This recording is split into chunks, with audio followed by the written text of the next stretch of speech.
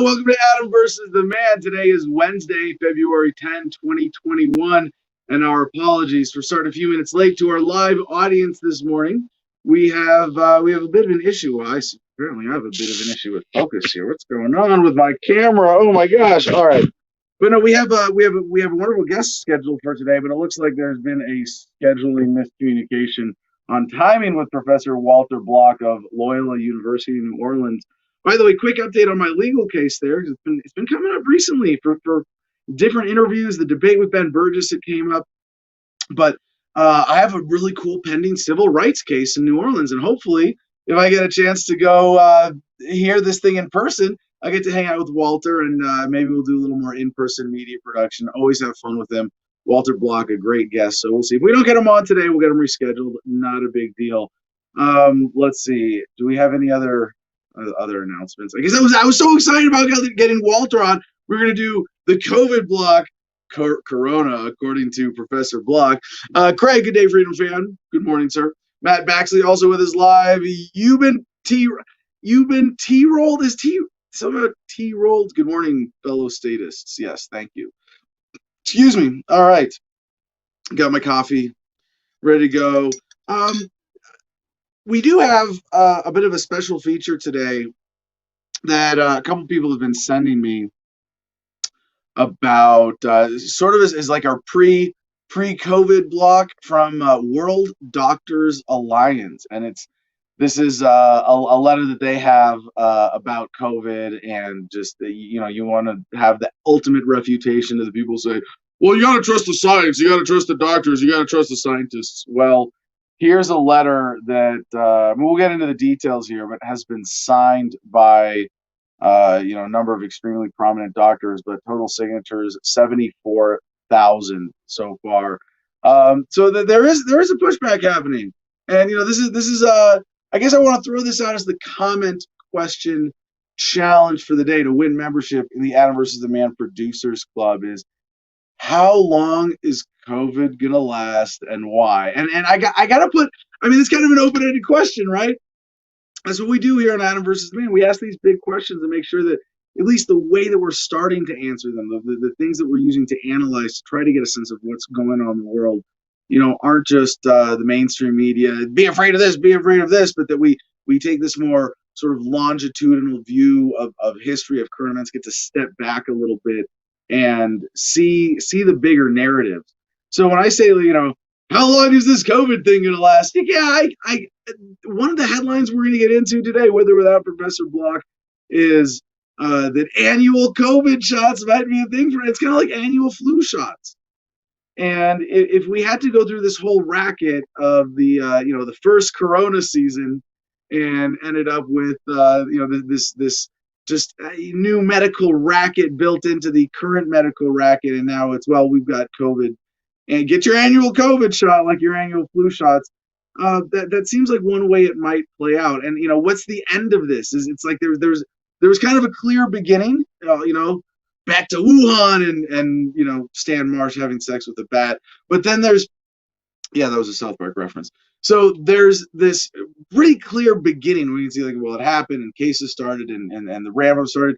And there's some great articles out there that actually trace, in different countries, the lockdown as remember when this started. And I guess wow, it's been a while, but we did flatten the curve of tyranny as the better way of understanding, sort of counter graphic. And I had, by the way, we got at some point we're gonna get the studio done, and that full-size whiteboard, you're gonna see me do presentations on that probably multiple times a week. It's gonna be like, all right, follow me with the camera. We're going to the whiteboard. And when we get that, we're gonna do flatten the curve of tyranny. We're gonna do the world's smallest political quiz, explain that, do an upgrade to that video. That was a lot of fun.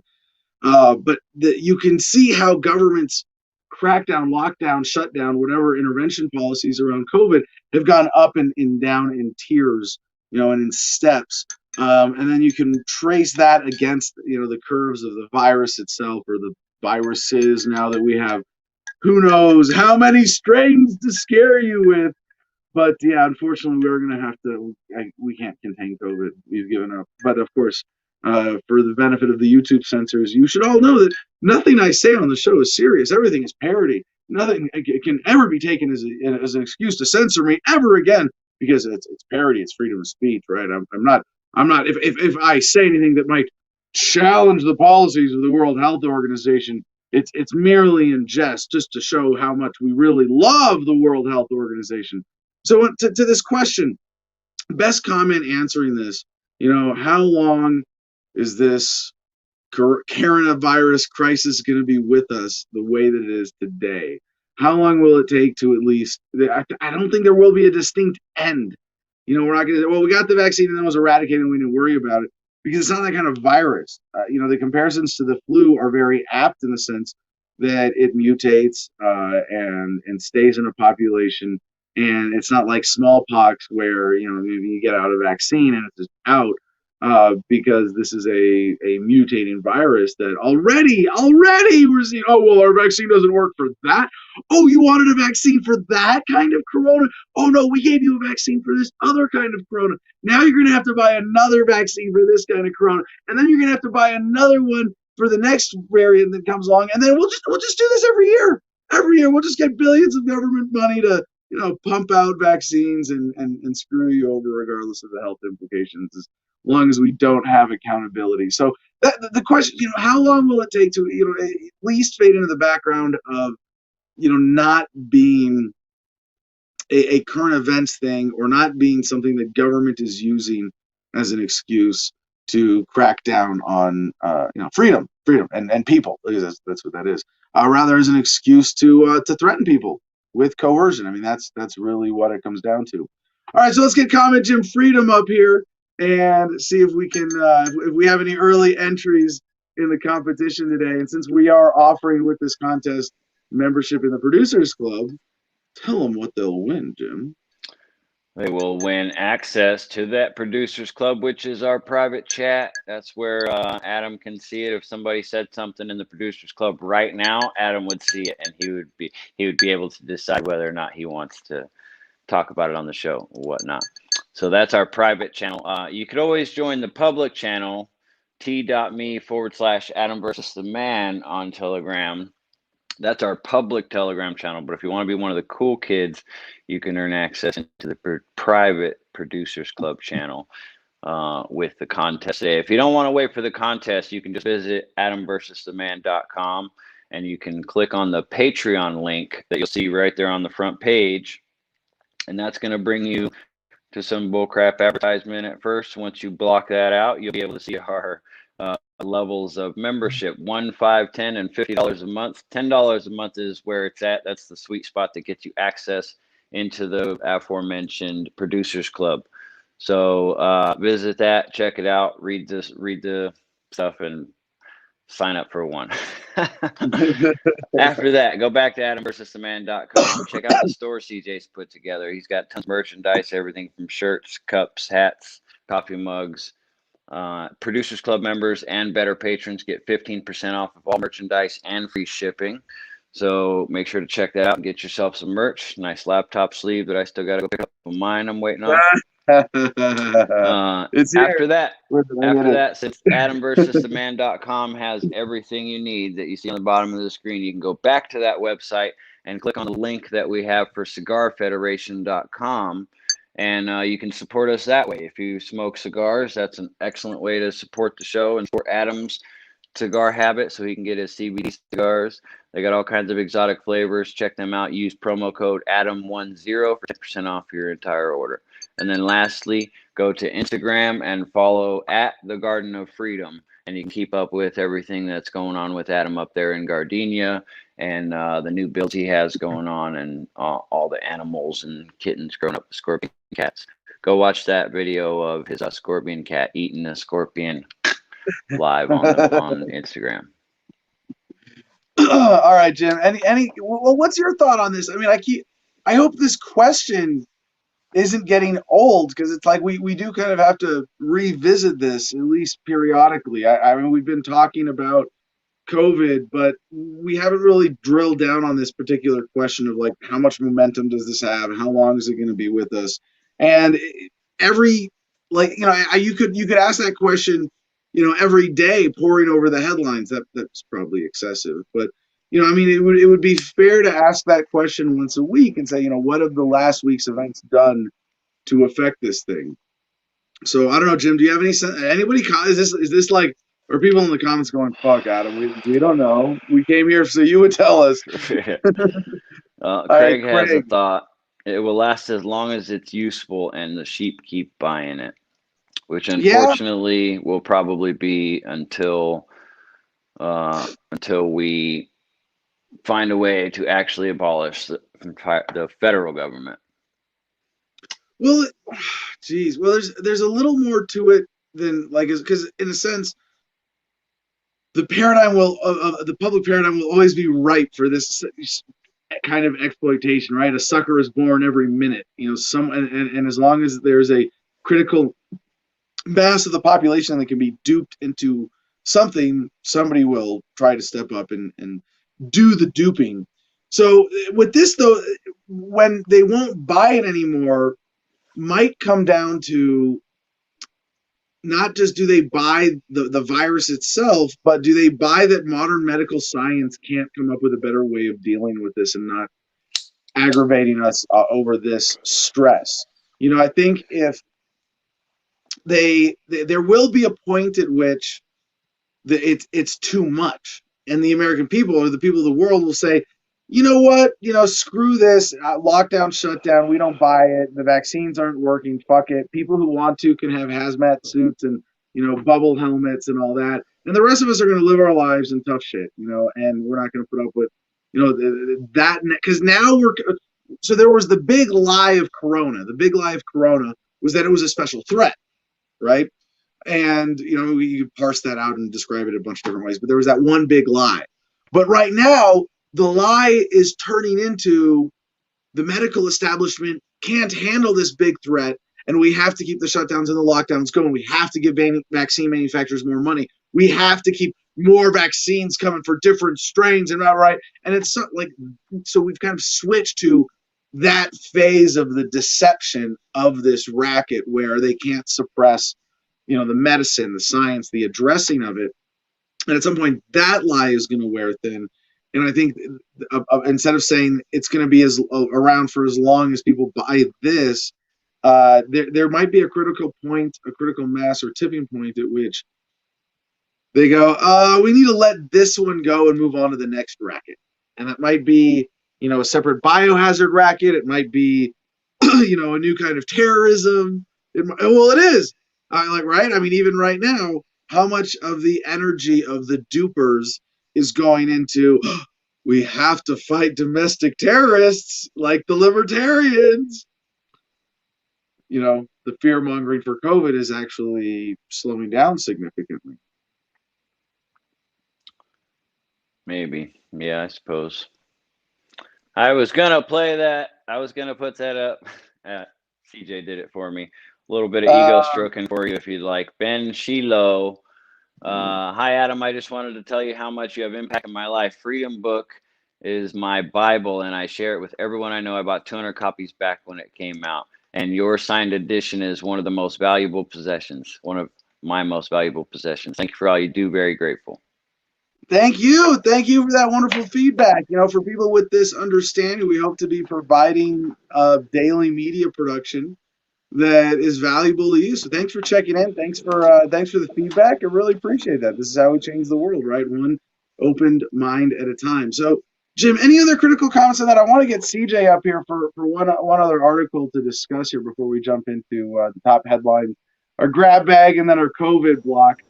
But this is from the Washington Post. Yep, that right there. Found him. What up, CJ?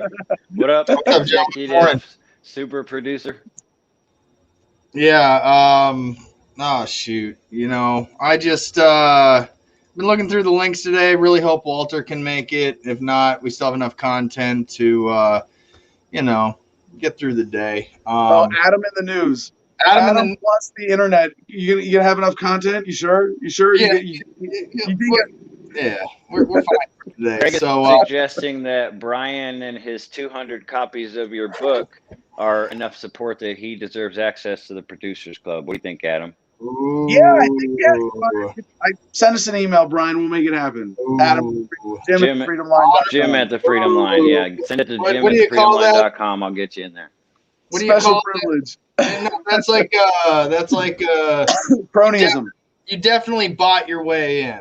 You just didn't cash in yet. Yeah. You just didn't know it when you bought originally. Yeah. Welcome to the team. So this first headline I have that I want to get CJ's take on is a bit of independent media navel gazing in the wake of the giants and the greats like Rush Limbaugh. Washington Post's headline is Rush Limbaugh is ailing, and so is the conservative talk radio industry. Rush Limbaugh, the most successful talk radio host in history, is ailing, and so is the medium he helped revolutionize over the past 30 years. So I was an actual regular listener of Rush Limbaugh back in the day. I guess you kind of grow out of listening to Rush Limbaugh, but he really did, and it's hard to argue with, the success. You have to look at Rush Limbaugh as a force, as a cultural phenomenon. So just to set the stage here, faced with aging and shrinking audiences, competition from newer technologies, and financial problems for the biggest station owners, talk radio is in decline, both as a business and a political force. Once a leading platform for popularizing conservative candidates and policies, talk radio is on the verge of becoming background noise, drowned out by a cacophony of voices on podcasts, cable TV, and social media. So for the people that don't know, like my background on this, I started with independent media really on terrestrial radio too. It was Adam versus the Man on AM 1550 KIVA, more positive talk radio, Albuquerque, and we had a lot of fun with that. And graduated briefly to TV, and then went to the internet. And I grapple. I've been offered radio shows a few times in the course of this, and I'm like, go back to that dying medium with commercial breaks and corporate oversight and censorship, and I got to watch what I say because it's going to be broadcast on FM airwaves overseen by the FCC. I don't know. CJ also has a relevant background, not just as an activist, but in his education, at least being related to this on the technical side. CJ, do you have thoughts on this transition, what it means to watch someone like Rush Limbaugh fade into the sunset, perhaps? Well, I mean, in his respective field, he's a titan. Make no mistake about it. Yeah. I'm not going to take from somebody their stature within a community that they helped develop themselves, for sure. So to that respect, he is everything that he has been acclaimed to be, the voice of an entire section of political speak. And a lot with the listeners that tune in at astronomical levels. To be honest, we wish we had Rush Limbaugh's audience. Give us Rush Limbaugh's audience for a day, and we'll have a lot more people educated on what actual freedom is. But I think there's a certain element though between conservative radio and a generation that grew up with radio being the most important in their communities. They could work while listening. But the internet has provided the newer generations with newer forms and mediums for news and content that a radio, especially AM radio, is a dying art form in a lot of communities. In fact, a lot of people won't put up a tower for. I always say this: if you're in a little town like this, like where I live, and you wanted to broadcast and put up a little $150 transmitter and get the 5 square miles, and you're broadcasting on an AM channel yourself, yeah, you can do that if you're above a certain foot limit off the ground elevation wise, according to the government. They say it's a pirated station, so I always say you put it 10 feet over whatever it is the government says you can do. Yeah, a little civil disobedience for the airwaves, but shortwave radio is dying. AM radio is dying. Even FM with radio is dying. The internet is a lot of everyone's music streaming these days, and everybody's telling everybody to go to their podcasts on the internet. So why would you listen on 1610 AM? Yeah, radio. It's that thing in your car that you use to make sure your stereo is working, right? Right. No, that's a CD player. Even the CD player, put the radio out of business a long time ago for that. So, and then there's auxiliary cords, and if you can just plug your phone in and take over the music. So, I mean, as you see these levels and progressions of mediums of content being taken away, for example, you can no longer communicate using this phone on a 3G network because it only takes a 3G network. And they shut all those down in the United States, and there's only a few spots left. So if you have a phone like this, it's now obsolete. What I'm saying is that I don't know, I'm not going to put a time prediction on it, but I'd say within the next 20 years, AM radio is dead. And the generation that helped build that AM radio following will die. And the ones that can't transition to the internet and bring that following, they'll be gone. But these older guys like Rush Limbaugh, they have younger guys like me that are putting their content out and getting it on the airwaves. And so it then speaks to, well, this Washington Post piece kind of seems a little biased in the fact that, what is liberal talk radio? Do we have liberal talk radio? Like, do you hear people out there, or is it just the mainstreams? Like, is there somebody out there who's like, tune in on 7:10 a.m. and we will tell you. So there's a very interesting demographic ideological intersection, as you point out, with this story, in that this is from the Washington Post. And for years, liberals have said, oh, Rush Limbaugh, everybody hates him. His popularity, look, he went from 17 million viewers or listeners last week to only 15 million listeners this week. And there's some, preemptive dancing on the grave here. And I think there are a lot of liberals involved in the duopoly mentality who are really happy to see Rush Limbaugh go, because they go out and argue with, mainstream conservatives and politicians who are highly influenced by Rush Limbaugh, and they hear his arguments. And so to hear him go is going to be, a really celebrated moment on the left. And part of what you're pointing out, CJ, is that there is a demographic distinction based on the media itself.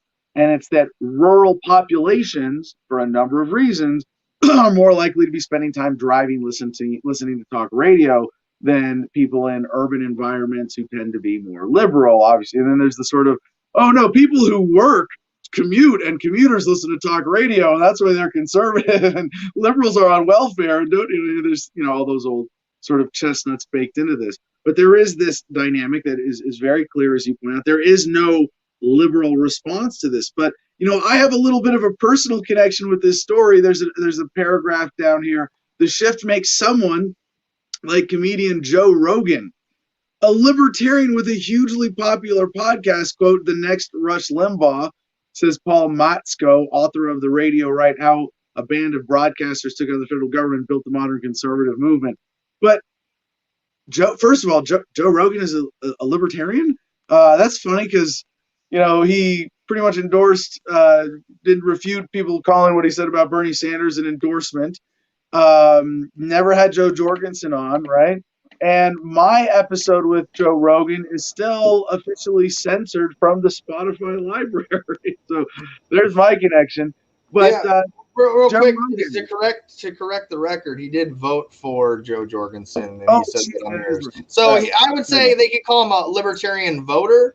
But I haven't heard him say he identifies as a libertarian, if that even matters to people, I guess. I mean, yeah, he is a sometimes. Did you just assume Joe Rogan's political identity, Adam? Oh, how dare I? How dare you? How dare you? Well, no, the Washington Post did. I report. You decide if other people are biased. Right, Jim. What does the comments got for us? Help us out here, man. What? Craig says Rogan says he's a leftist. According to Craig, Rogan says he's a leftist. So what? He's called himself a leftist. That's what Craig's saying. Yeah. Link. Pics or it didn't happen. Picture, yeah, video or it didn't happen. Radio equals noise, says Road Trip Eddie. He said shortwave is dying out. They agree with you with that. D. Vincent W. says, I have over 3,000 songs and albums I collected, and there's very little new music I enjoy listening to.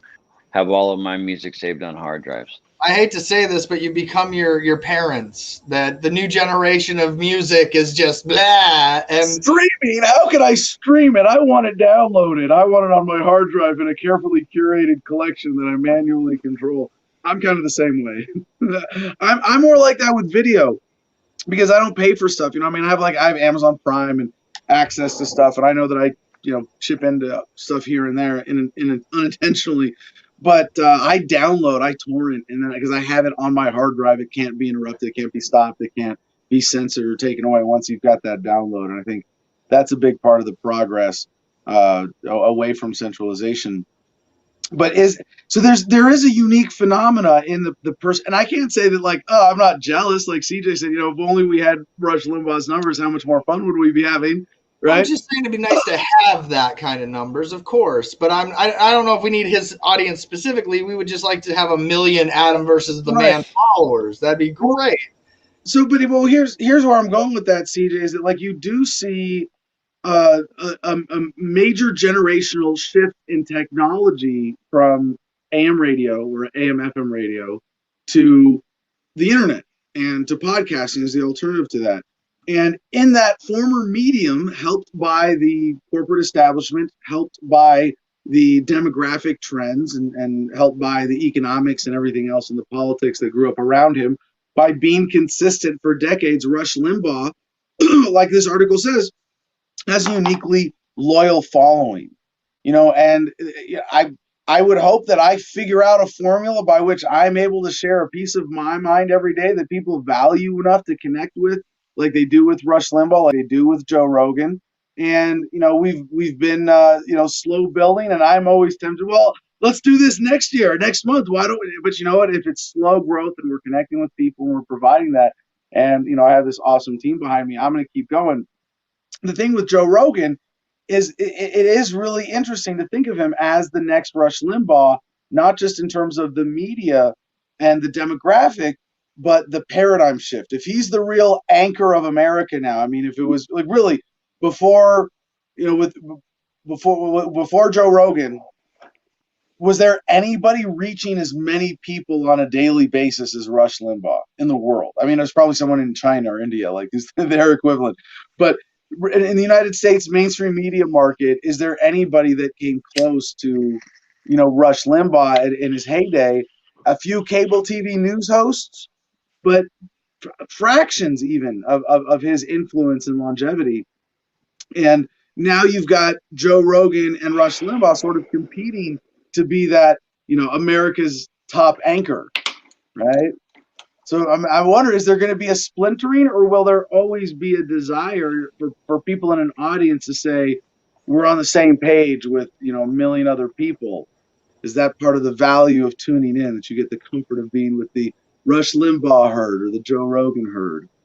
Adam, I used to listen to Joe Rogan out there in the cornfields, and then when I realized that I came home and now he's on Spotify and I'm not seeing it in my YouTube feed, I've stopped listening to Joe Rogan, honestly. And I come to find out, like, a lot of people's opinions do revolve on, hey, did you hear what Joe Rogan said about this? And I'm like, I've learned that in my mind, I really don't care what Joe Rogan says about anything, only because, again, it's all been echo chambered. So you're telling me I'm dealing with how many echo chambered people that are going to live and die by the word of almighty Joe Rogan?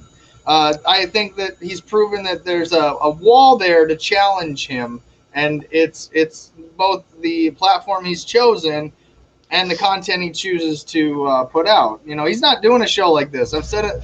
Nobody's doing a formula show like this 2 hours a day. Joe Rogan doesn't open himself up weekly to callers. And, yeah. Oh, what up, Dick?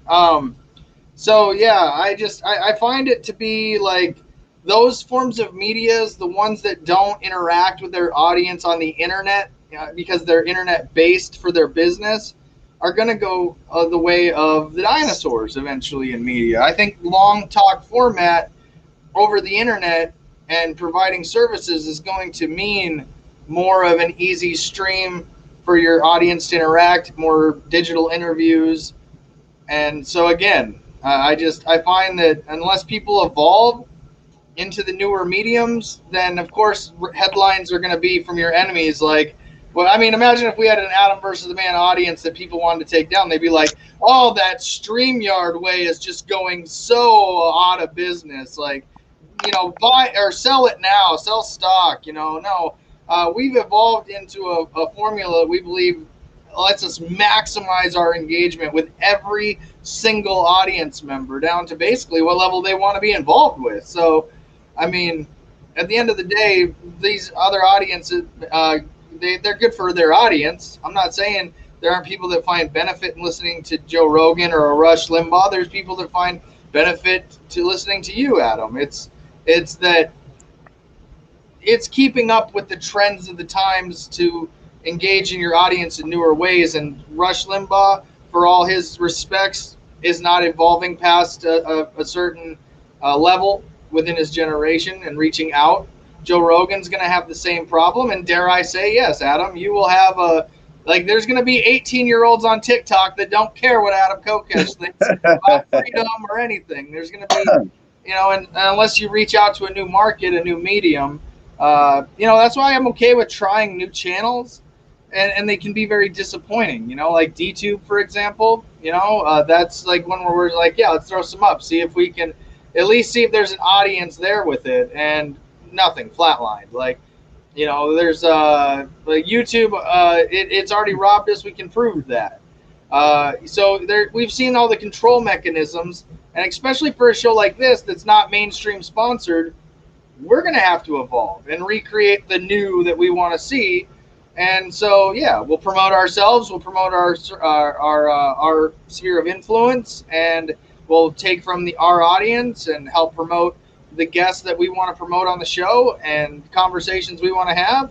And for those that want to watch from the outside, you know, we'll always maintain a certain level of free, but we're also going to be having some of our content behind a paywall. It's or a contest that you can arbitrarily win for whatever. Yeah. I mean, it's kind of like whose line is it anyways, where the points don't matter and it's just what, you know. It's so, yeah. But we're one of those mediums where, bringing it back to Rush Limbaugh, Joe Rogan, and ultimately this show. 25 years from now, Adam, are you going to care if somebody's writing an article in the New York Post saying Adam Kokesh's platform is dying? Like, I mean, honestly, what are you going to do? Yeah, like Rush Limbaugh has been very simple in his formula for decades. Very straightforward, very consistent. And I mean, like this article says, part of this is just the generational reality of his health. He's 70 years old. He's got advanced lung cancer. He's had other health issues. He's been addicted to painkillers. I mean, some, you know, public, issues with that for him. But so CJ, one of the other things about this show that's kind of different is, you know, I enjoy this show. Like, I have fun talking, ranting, looking at the news from my perspective, bringing my friends and guests to help me look at the news and create an understanding that I value, that's valuable for my audience. But we also, as part of that evolution, we want to develop the business into like repackaging content, creating more efficient things. Right now, especially t.me/Adam versus the Man is the only place to get the links for the show every day, and creating a sort of Drudge Report headline digest for a lot of people. That's a more efficient, effective way of getting the news than, you know, let's go hang out with Adam for 2 hours. Because while I do take my journalistic responsibility seriously, that if you're going to give me 2 hours, you're going to be informed of current events, right? Sometimes I get shit in at the end of the 2 hours, and you're like, if you didn't listen all the way, you might be uninformed. So we want to give people the, you know, the more efficient mechanisms and build everything around this. But CJ, another thing that we have as a big disadvantage is baked into the ideology behind this show. Like the Libertarian Party, we're the only ones who want to put ourselves out of business. In a sense, it's the same thing with this show. I'm not driven by the same motivations as Joe Rogan and Rush Limbaugh, which are, you know, business and ego and grow an audience. You know, would be like, but I have seen that both of them put that ahead of their ideology. There's nothing wrong with that. This is not an indictment. This is just pointing out the difference, that I am sort of more purely ideologically motivated. To me, doing this show is part of my activism. It's the means to the end. And as a result, I think we're at a bit of a disadvantage because I don't suck people in like, if you don't listen to me every day, you're going to be uninformed and you won't know what's going on and you might get suckered by government and the libs or Dems or Republicans and evil conservative alt-righters are coming for you. And if you don't listen to me, you're going to. No, I'm not playing that game. And so a lot of people come through this audience. And this is one of the things I've experienced having been doing different versions of Adam versus the Man for a little over a decade, is that a lot of people come through this audience and they go, oh, okay, so now I get to test my libertarian ideas or worldview against current events by hearing Adam to give and then after a while, it kind of gets boring and you go, well, shit, I know what Adam's going to say about this. I know what he's going to say about that. And it's like, just give me the 5-minute version, so we might be developing that as well. But I think, that's, since freedom came up today, a lot of people, like, they're here, they read the book, they come here, they want to hear this worldview tested, and then they're satisfied, and then they go, all right, let me find a different way to consume the news. So I don't know. I've always been, conscientious of this, and for we're in this weird phase with Adam versus the Man, where we're back on YouTube, sort of. And by the way, top super chat today, also we'll get a membership in the Producers Club as usual. So super chat away, send us some money through the Google machine. And I think Telegram might be the answer.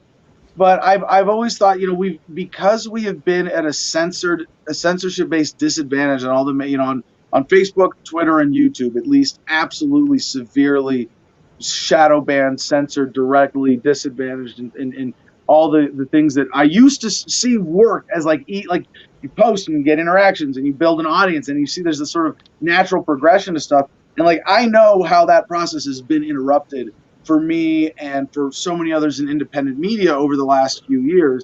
And we're kind of on the verge of building into this new model with what we're doing with this awesome team behind Adam versus the Man. And that, autistic libertarian with a Rubik's Cube, I'm like, well, what about this? We just click this one thing into place and everything. And it's not that simple, but, we keep plugging away, we keep building an audience. And I hope that this whole conversation, underscores the fact that for people who are listening, especially if you're listening live right now, you make this possible. Your feedback, your engagement, your interaction, your support through our sponsors and through Patreon. It's not just that it keeps the show going, but it's how it's actually useful in reaching people and building an audience that hopefully is the next evolution, right? If we go from Rush Limbaugh to Joe Rogan as, America's anchor. And again, hopefully it's me, hopefully it's this team, but if it's not, I'm still more concerned with the human progress overall. And what we're doing in independent media is helping elevate and improve the human conversation around all these issues that we care about, that Rush Limbaugh and Joe Rogan don't quite care about the same way.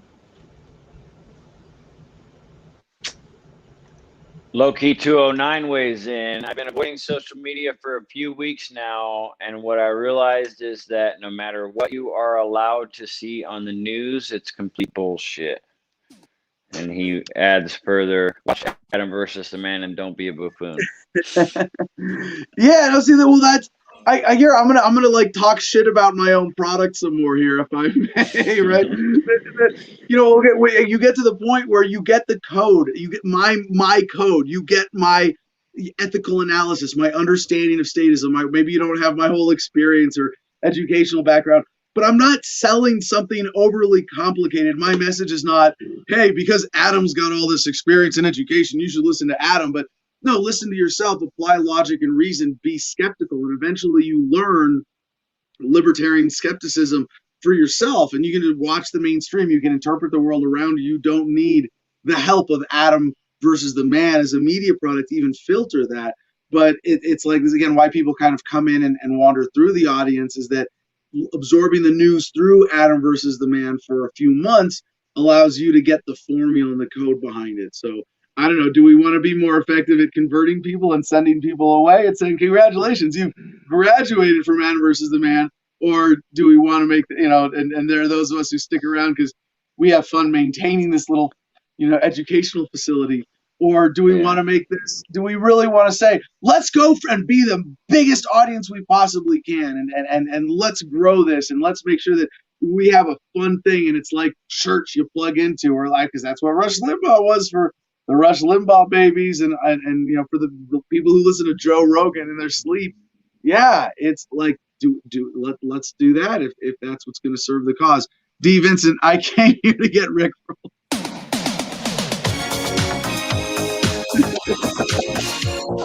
Okay, CJ.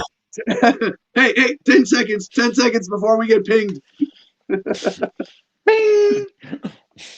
As you have your journalistic responsibilities, Adam, as do I have my responsibilities to this audience as well, sir. Good day, sir. Okay. All right. One more comment, Brian Shiloh. Go ahead. Yeah, you guys should post a channel on Library, LBRY, and BitChute as well. Those are my new favorite YouTubes. People who have transferred there are blowing up. Yeah, so we are going to Library. We've got that as a way of pointing in BitChute. But this is, we need help. We need to recruit another person for the team to do post-production distribution. But with that, again, top super chat and best comment answering the question, nobody's got there yet. How long is this COVID bullshit gonna last? Not how long is COVID gonna be with us, because I think that's forever. But how long is it gonna take for it to fade into the background at least? And with that, let's jump into our news and do a little journalistic duty here as well. AP, the Associated Press, has this headline: Trump's historic second trial opens. First of former president. That's right. It's happening. The Senate opened Donald Trump's historic second impeachment trial Tuesday. The defeated former president charged by the House with inciting the deadly mob attack on the Capitol to overturn the election in what prosecutors call the most grievous constitutional crime. Although the prosecutors say it must be true. Now, bigger picture on this for me, right? Trump's lawyers are insisting that he is not guilty of the sole charge of incitement of insurrection. His fiery words, just a figure of speech, as he encouraged a rally crowd to fight like hell for his presidency. So what's being decided here is, did the president's rhetoric, and they could prove this, Democrats saying we have exclusive footage that's coming to light. If they had a communication from Trump saying this is what I'm intending to do, right, and then this is my intent to incite insurrection. And of course, to call this thing an insurrection is a huge insult, a gross disservice to real insurrection. This was a protest that got a little out of control, perhaps to the riot stage in a limited space, but also in a way that clearly the United States Capitol Police let it happen on purpose. Someone determined the security posture of the Capitol that day in such a way that let that happen on purpose, that there were people in the building. So the significance of this, they're zooming in on this gray area. How much culpability did Trump have with his words in a way that would meet the criminal standard of incitement of insurrection? And frankly, I don't give a damn. I really don't care, because this is still all duopoly drama bullshit. Now, one of the things that the Democrats are using to justify going after Trump for this is that you can't allow there to be this January loophole. We have to be able to prosecute a former president and hold them accountable and be able to impeach them as if they were president for things they did while president, even if they're not president anymore, because it might mean that a president can do whatever he wants in January without accountability. Heaven forbid they would be unbound by the Constitution that they've been ignoring for ever since its inception, right?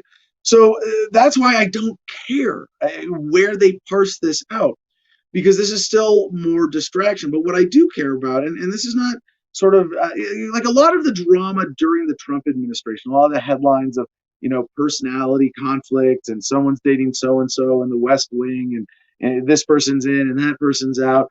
A lot of that was really ignorable. I mean, and I think you're welcome, I should say, for the Adam versus the Man long-term audience who have been with us for this whole last year at least, or the rest of the time we've been on the air during the Trump administration.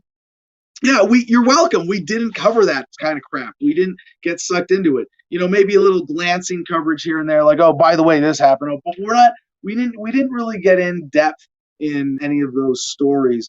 But here, now there's a different implication that needs to be observed, which is how this might be used to continue the domestic war on terror. The continuation, the evolution of the global war on terror, because now even libertarians could be seen as domestic terrorists, which, of course, considering we're advocating universal nonviolence, is pretty absurd.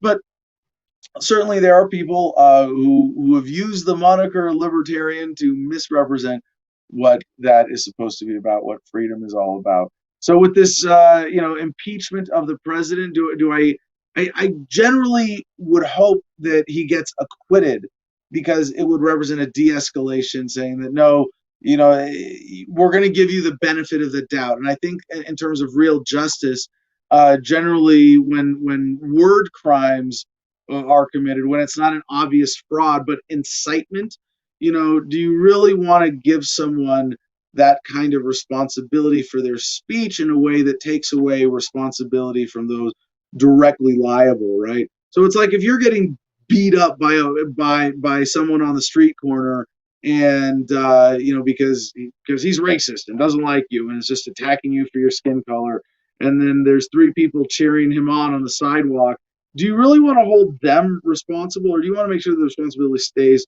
directly on your assailant? And there are a number of problems with trying to have this secondary responsibility concept, because there has to be an action that you commit that violates someone else's self-ownership and enforce fraud or coercion. Cheering someone on doing evil doesn't meet that standard. Similarly, a lot of libertarians try to fall for this silly argument that voting is violence. No, that's again, it's expressing a preference. It's free speech. It's cheering on the state and the evil of the state. It's definitely bad speech, wrong speech. It contributes to the evil, absolutely. But contributing in spirit or rhetorically is not something that should be countered with physical punishment or material punishment. And so when it comes to this thing with Trump, I would hope that there's a de-escalation. I would hope that he is acquitted, but not because I care about him or this, but because I don't want the state to have this as an excuse. And I think it might play into this more dangerous long-term narrative with the Trump administration of, hey, we tried an outsider and it went so badly we had to impeach him twice. And now we've got Joe Biden, and he's a professional politician.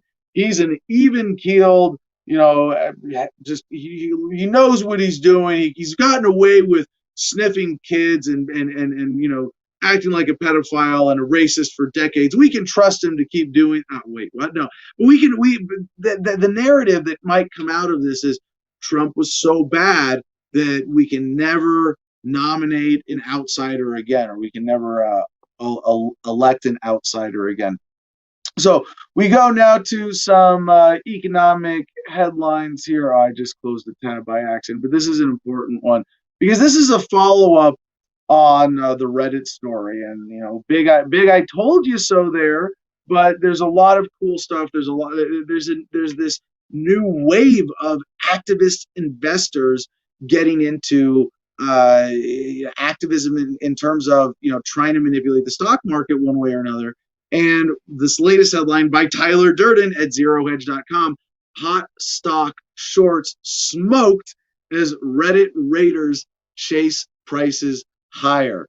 And what that means, as I understand it, is that hot stock shorts, that means people who bought a short, that is a bet against stock prices going up, got smoked because they lost that bet. Stock prices went up.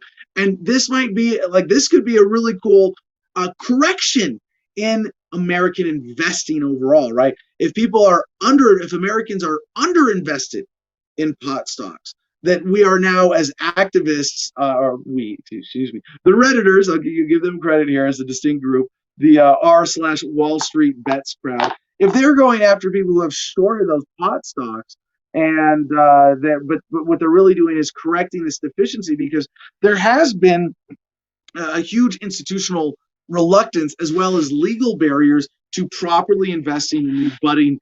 I can do puns too. Yeah, the budding cannabis industry. And so if that's what this is, that could be a really cool correction that leads to an acceleration of the development of the cannabis industry and greater normalization. So with GameStop stock in free fall, down a further 5% Wednesday morning to the low 47 handle, our Wall Street Bets has gravitated to cannabis stocks in recent days, squeezing the living daylights out of any hedge fund that is short pot stocks. And again, that means that they have a hedge fund that has invested in shorting the stocks and made their investments as bets against cannabis stocks going up. Cannabis firms Sundial Growers and Tilray both jumped more than 30% at the beginning of the U.S. cash session. Other pot stocks, including Aphria, I guess, APHRIA Inc., up 12%, Canopy Growth up 12%, Aurora Cannabis up 12%, and Organigram up 27%, saw tremendous gains at the open. ETFMG Alternative Harvest ETF, otherwise known as the pot ETF, has nearly doubled in price in a few weeks. Let's see. Before Tilray erupted, the short interest in the stock was around a quarter, giving our Wall Street Bets a good enough reason to pile into it and pressure the suits who are short. So this is kind of a cool way to stick it to the man if you're comfortable with the fundamental investment in what you're doing. And as awesome as, yeah, so you've been roll Dogecoin, buy all the Dogecoins, yes. And for people who are looking to invest in cannabis, there are probably better, more local, direct ways than just buying a stock. But if that's all that you want to do, if that's sort of like your casual level of investment with or involvement with activism investing, then yeah, get on. Is Robinhood doing this now? I don't know. Wherever it is that they're buying pot stocks, I totally support this. I think overall we are underinvested in cannabis industry development right now. And of course, it's as soon as Philip Morris jumps on, everybody else is screwed, right? You're going to have Philip Morris, cannabis cigarettes. And where we go with the cannabis industry development right now is, I think, going towards the direction of where with wine. I think wine is the best sort of analogy or analogous industry where with wine, you got box wine in grocery stores, right? You got really cheap shit at gas stations, but you've also got fine wineries.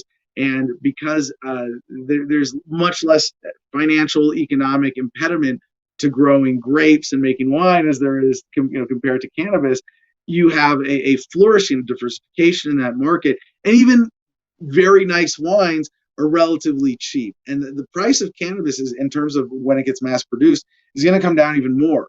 So I want to caution people that when you're investing in cannabis stocks right now, it is a high volatility and high risk market, because a lot of these cannabis companies are subject to major shifts in the industry due to legalization or regulatory changes. So or something like Philip Morris jumping in and getting us to that sort of when cannabis is, I would say this is part of the end of the war on drugs. When we get to that point, we're going to see the industry flourishing in a whole other way and get to a kind of stasis where you're going to see mass production by companies like Philip Morris. Is it Philip Morris itself? I don't know. I'm not making that specific of a prediction, but any of these companies that are based on a niche that only exists with legalization in its current state, any of them could go out of business at any time, even if they're entirely legitimate, unless they have that place in the ultimate stable market that cannabis is going to. And like, I've grown pot before, like not on any kind of significant scale, but this is back when New Mexico approved their medical program. My father and I were trying to get in on the second wave of approvals for medical cannabis production, which is still very highly regulated and limited. So I learned how to grow as a way of warming up to that. And I had a big, double level closet, grow walk-in closet kind of thing.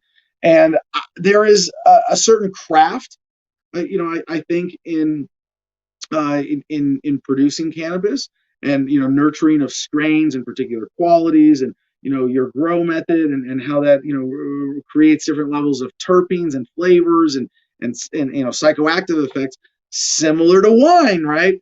So at some point, the question is the stoner market going to support a lot of mom and pop shops? And I think when it comes down to being extremely cheap, you think about the actual cost of like just basic hybrid effective cannabis that's organic and rolled into a pre-roll cigarette, the actual cost of it is very cheap. It's on the scale of, you know, tobacco.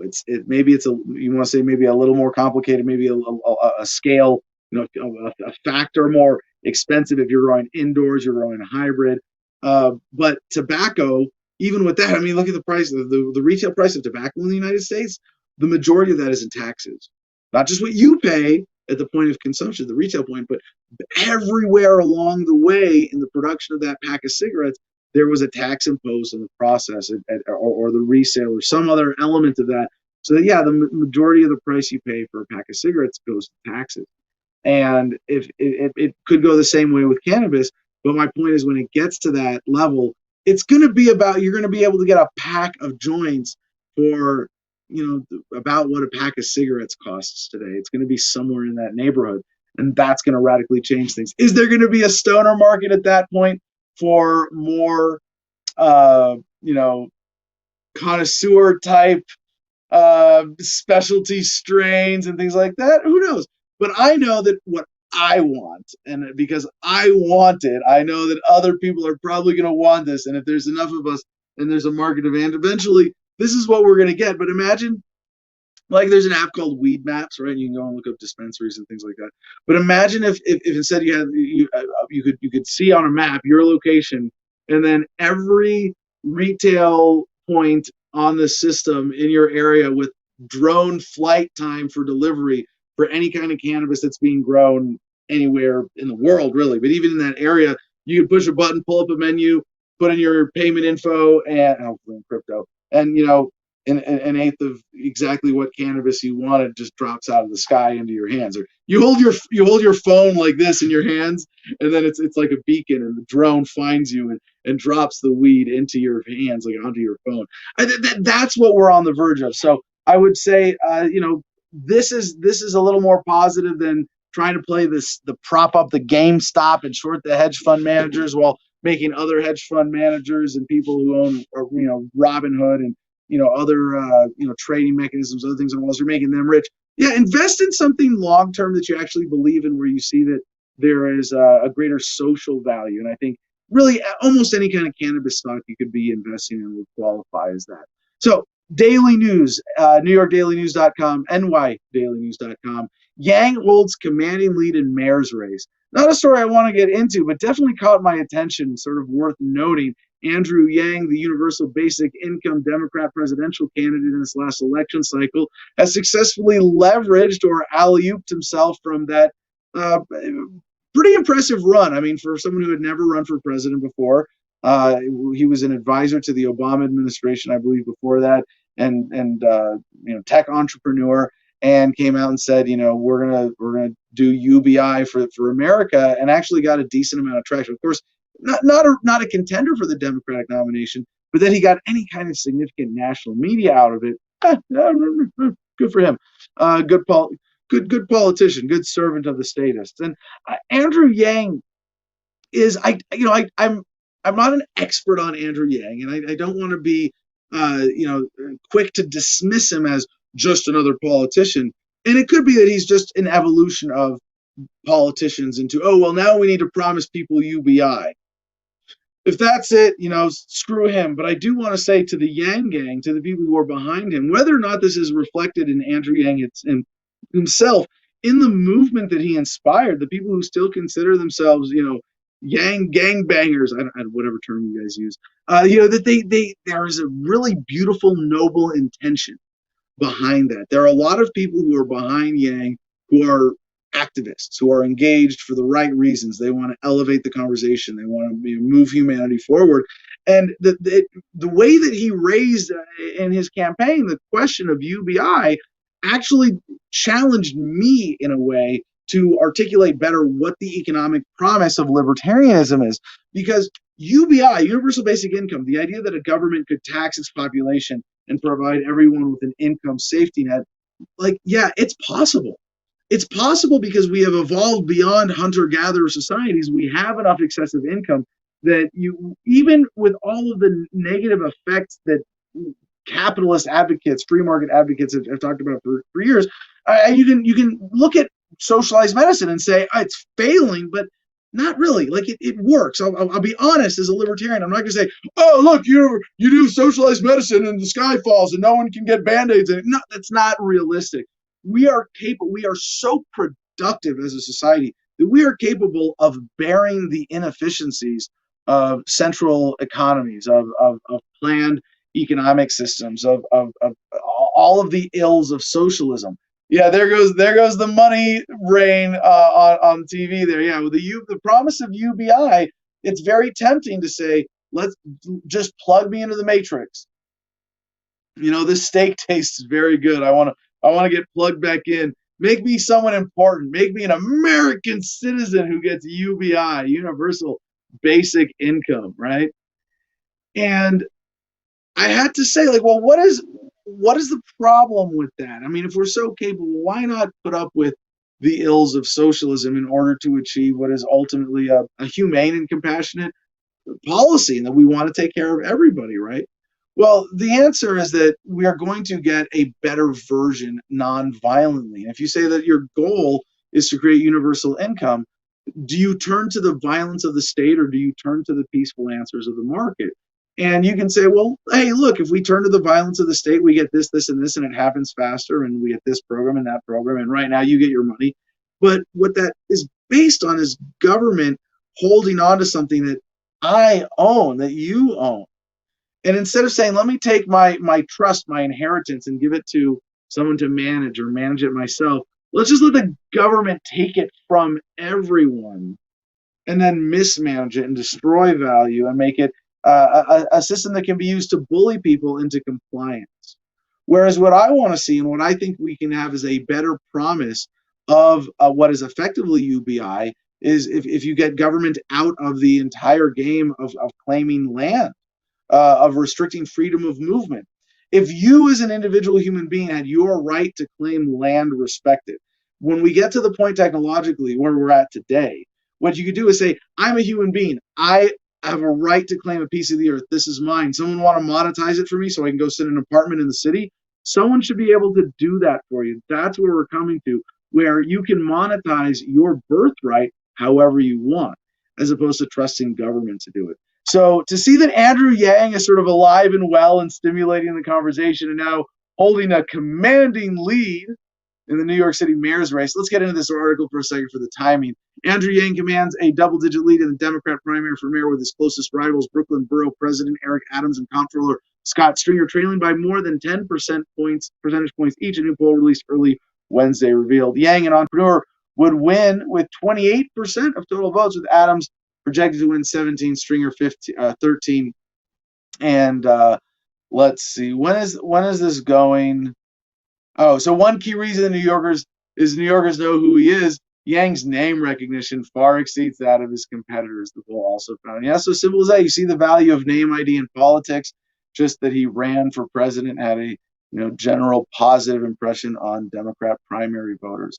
So yeah, I guess at some point this is going to the polls. And remember, mayor of New York is not determined by the general election nearly as much as it is by the Democrat primary. So this is the real race here.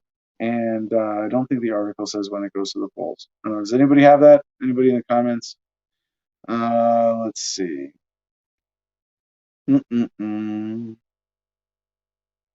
All right, well, that's enough fun stuff from Yang. Make you good to see that he's still in the conversation. Oh, my screen is frozen. I don't know. Did someone have a comment up there? What is the New York City mayor's race primary actually going to the polls? Someone wants to look that up for me. I'd like to share it. All right, so let's check in with the audience before we get to our big COVID block, because I know CJ's looking forward to playing his animation.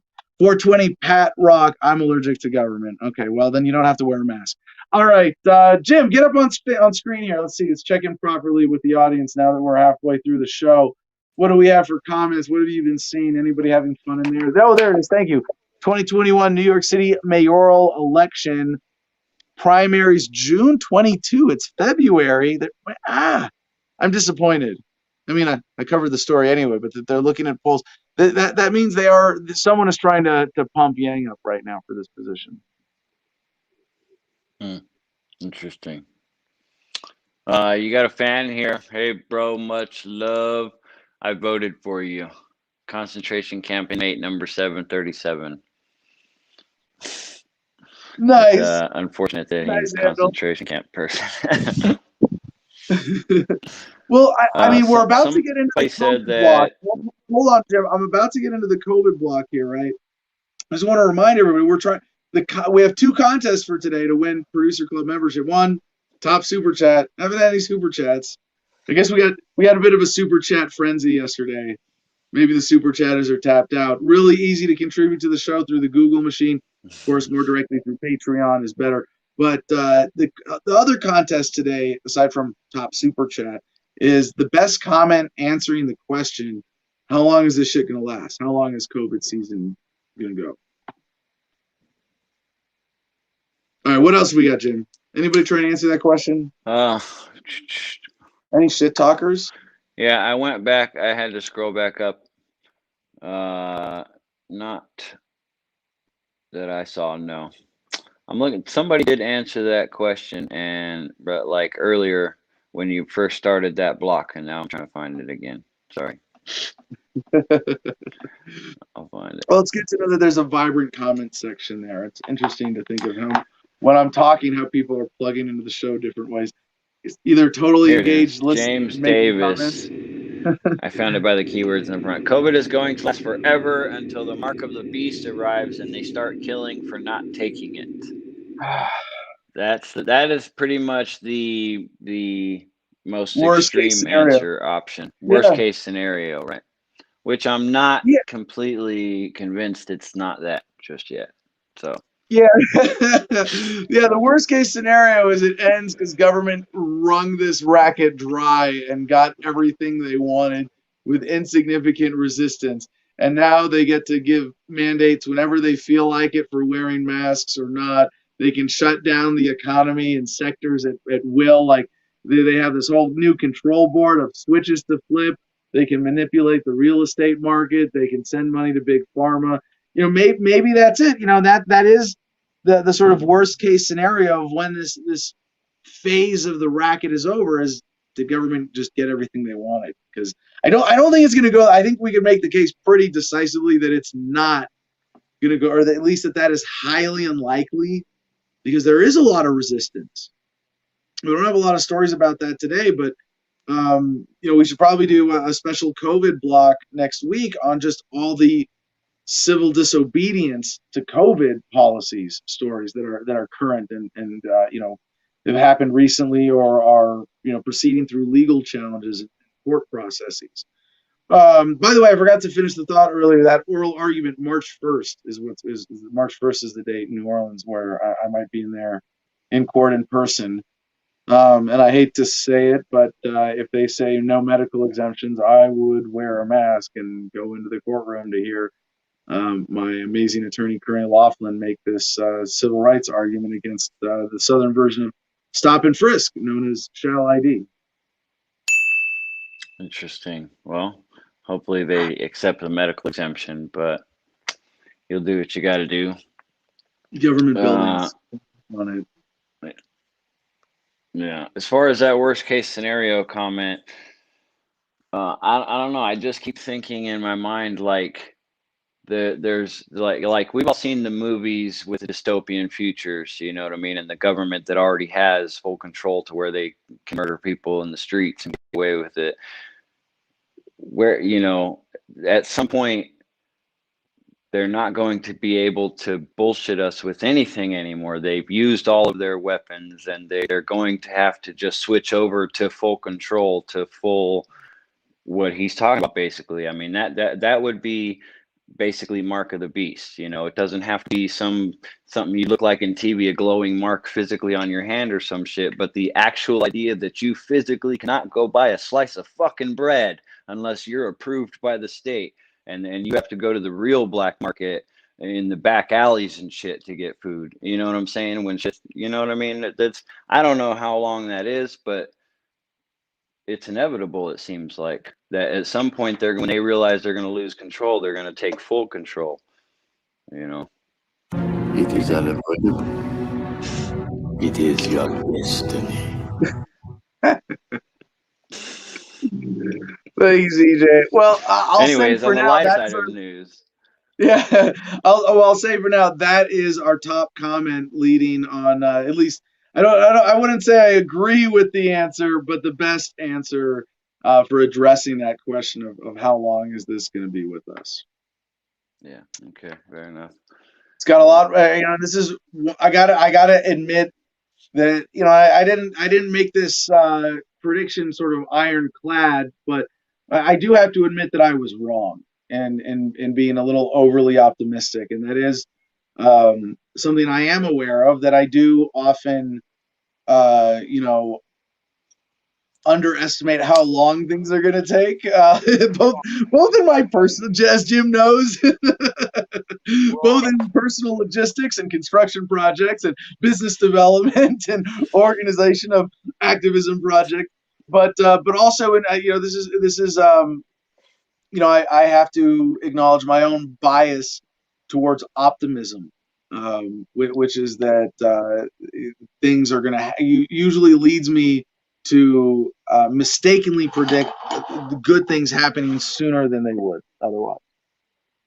Smoke weed every day. Yeah. Well, for the I'm leaning up the camera because that's under my eye. Were you smoking weed? Smoke weed every day. All right. I've been smoking weed the whole show, so. Every day. Smoke weed every day. Smoke weed every day.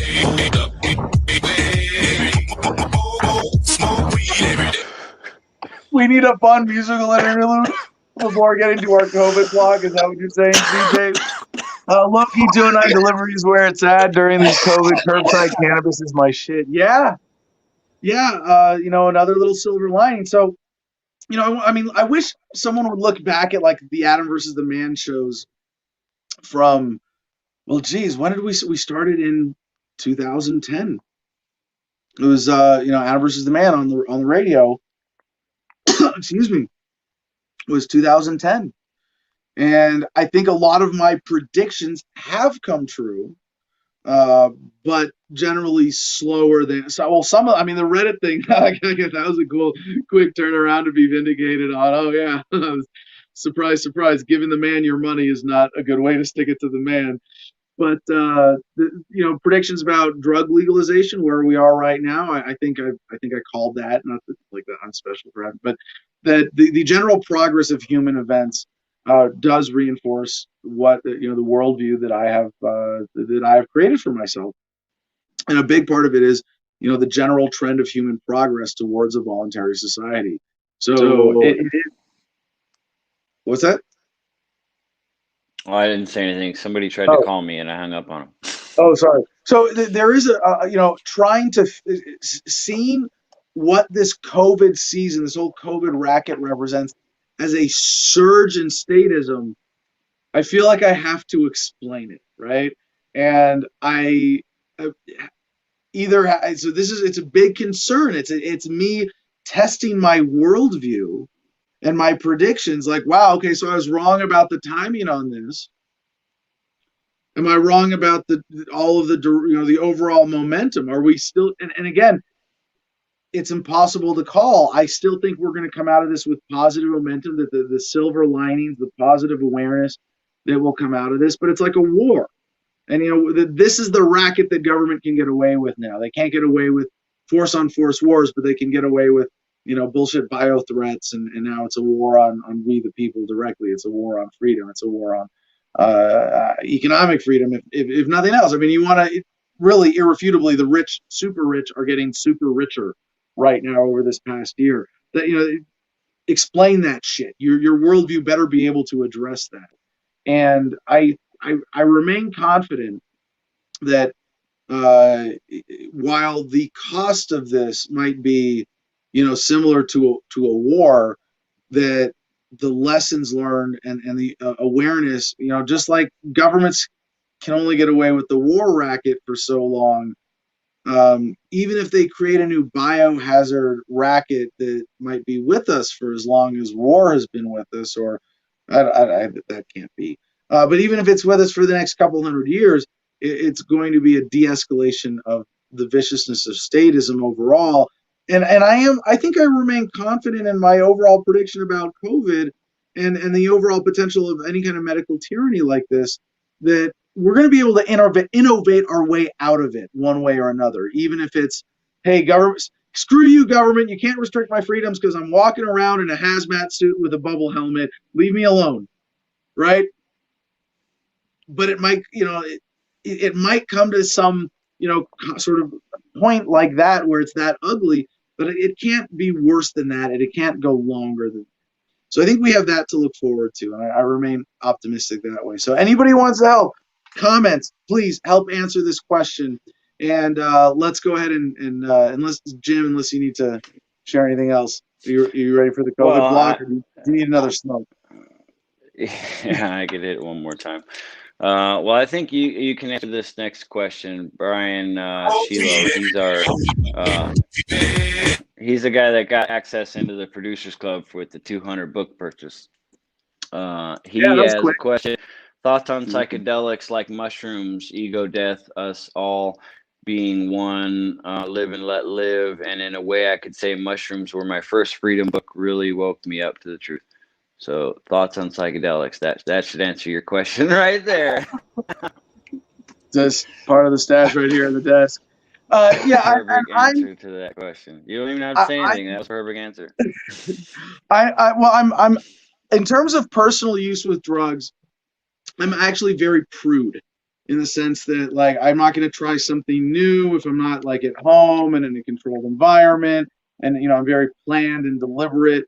And I've done mushrooms, I don't know, somewhere between 50 and 100 times, but never regular. Like, I actually went through a phase with DMT where I feel like I sort of, mastered DMT, or like at least graduated level 1, and got to that familiarity. I haven't gotten there with mushrooms yet. I've dropped acid about a dozen times, been smoking cannabis regularly and just taking breaks for years.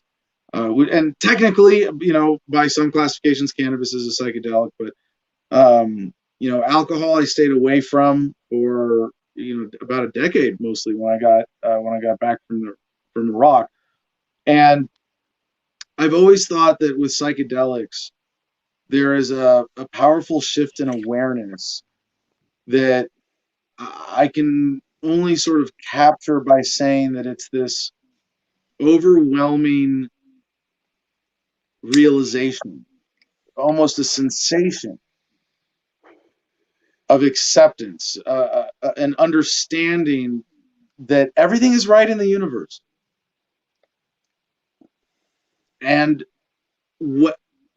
that's it. Everything in the universe right now, in this moment, is exactly how it should be. And that is so liberating. And you see this from people who are even just regular casual users of psychedelics, that there's an adjustment. And I don't want to say psychedelics are the only way. I don't think there's anything that you get from psychedelics that you maybe can't get from meditation. It is a different experience. It might be an accelerant, right? It might be a lazy way of meditating. Take drugs instead, But there's an awareness that even you can tell that even casual regular users of psychedelics carry with them. And like I haven't done psychedelics in any kind of it was the last time I did mushrooms. It was a few weeks ago. It wasn't a major experience. Just friends were going to sit around and do mushrooms and have a campfire and enjoy being outdoors a little bit, right? Not a serious, like, meditative or intense experience. But when you have enough of those, that awareness of everything is right in the universe, that acceptance that is so liberating, creeps in, and it's a very positive, healthy adjustment. It's a way of healing in many ways, actually chemically and physiologically, your brain, but also metaphorically, in healing from trauma of conditioning, of the state, of authority, in all the ways that beat you into a box and allows you to think as if that box doesn't exist. And that makes someone who has that is a lot harder for government to control. It's a lot harder for anybody to take advantage of. is a lot harder to manipulate emotionally, especially by fear, because there's a certain acceptance of the reality of human mortality that goes along with that, and acceptance of your own mortality. And you can't scare someone like that with death in a way that, you know, refutes that which they know to be true at that point. And when that threat of death or coercion or social judgment comes from what we see around statism today, that awareness is like a shield that protects you. True. Yeah. It is for the majority, from what I've understood. I would take it a step further, even like what you were saying about the understanding and the realization that everything is all right. To me, it was that, and understand, I've only ever done mushrooms a handful of times, less than I can count on one hand. We'll fix that. Marijuana is my drug of choice. I don't know. I feel like the handful of times that I've tried psychedelics, I learned what I needed to learn. And then from there, I wanted to be able to recreate that experience in myself without the psychedelics to show that it's from my higher self, not from the drug itself, not just a fake experience from the drug itself. You know what I mean? So I feel like I've gotten those revelations that in what I call ultimate reality, and as your higher self, yes, things are okay, because no matter what happens, when you leave this place, when you're done using this temporary vessel you're okay. You'll have another experience. You're not done. You're an eternal being. One of my favorite sayings is, you're not a human being having a spiritual experience. You're a spiritual being having a human experience. So, and understanding that can help make a lot of things in life easier to cope with, easier to understand, easier to challenge, you know. Yeah. And to your point, there are a lot of people who can use psychedelics, you know, as an annual tradition, right? And that's enough to remind them of those truths, to feel that they can then carry through, you know, living well and meditation and exercise or yoga or whatever else for the next year. And then they just check in once a year, and that's maybe they you know, that's their healthy way of incorporating in their lives. There are people who need to go through intense periods of therapy with it. Then there are also people who get sucked into it as an addiction, as an escape, and it does have that potential for abuse, let's say, right? And that you see people who do that, for whom, you know, LSD or mushrooms or MDMA become party drugs that they're hard to abuse. It's kind of, I mean, it's easier to hurt yourself with alcohol than those drugs, generally speaking. But you can hurt yourself. You can get carried away. You can have long-term health effects if you're not aware of how you're using them with anything else. And then there are people who have experiences more like Jim, who get that as one touchstone experience to that fundamental truth that they just get to take with them for the rest of their lives. And there's a beautiful adjustment for people who have that kind of experience too. But then there's also, you know, with mushrooms and acid, people experimenting with microdosing, where they're really not getting it as a, you know, psychedelic experience in the sense that their mind is really in a altered mode, but just sort of an adjusted mode. And there's a lot of potential in that. And getting to the realistic benefits of all of these different modalities of psychedelics is like something we have to look forward to in the next phase of the end of the war on drugs. Right now, we're in the phase of the beginning of the middle of the end of the war on drugs, and we get to talk about it like this, right? And that in and of itself is huge. But I think when we get to the next phase, the end of the war on drugs, you're going to see at least MDMA and mushrooms, or maybe just mushrooms, at least widely decriminalized to the point where we can talk about them in a realistic way. People can study them in depth, even if it's just for themselves, and explore. Like, you know, I have this little stash here, but it's been nowhere near enough for me to say, okay, I'm gonna microdose on a daily basis. I'm gonna grind them up and put them in pills, and I'm gonna do, a mega dose once a month, and I'm going to take notes, and like that's what I want to do for myself. But even for people to do casual studies and be able to talk about their therapeutic experiences with the fungi, but MDMA as well. As a pharmaceutical, I'm a little more skeptical and cautious, perhaps. But for PTSD, MDMA obviously has incredible potential benefits that are hugely underutilized right now. So yeah, good stuff on the horizon. Well, I didn't just come on screen to just sit here and look pretty. So Well, you did a good job. Hit us with some knowledge. So real quick, I have never done mushrooms. I wish.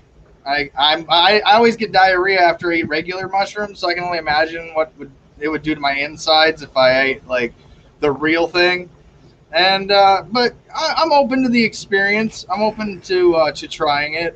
One thing I want to try personally that I'm at least in the veteran groups that I've been in conversations with is DMT.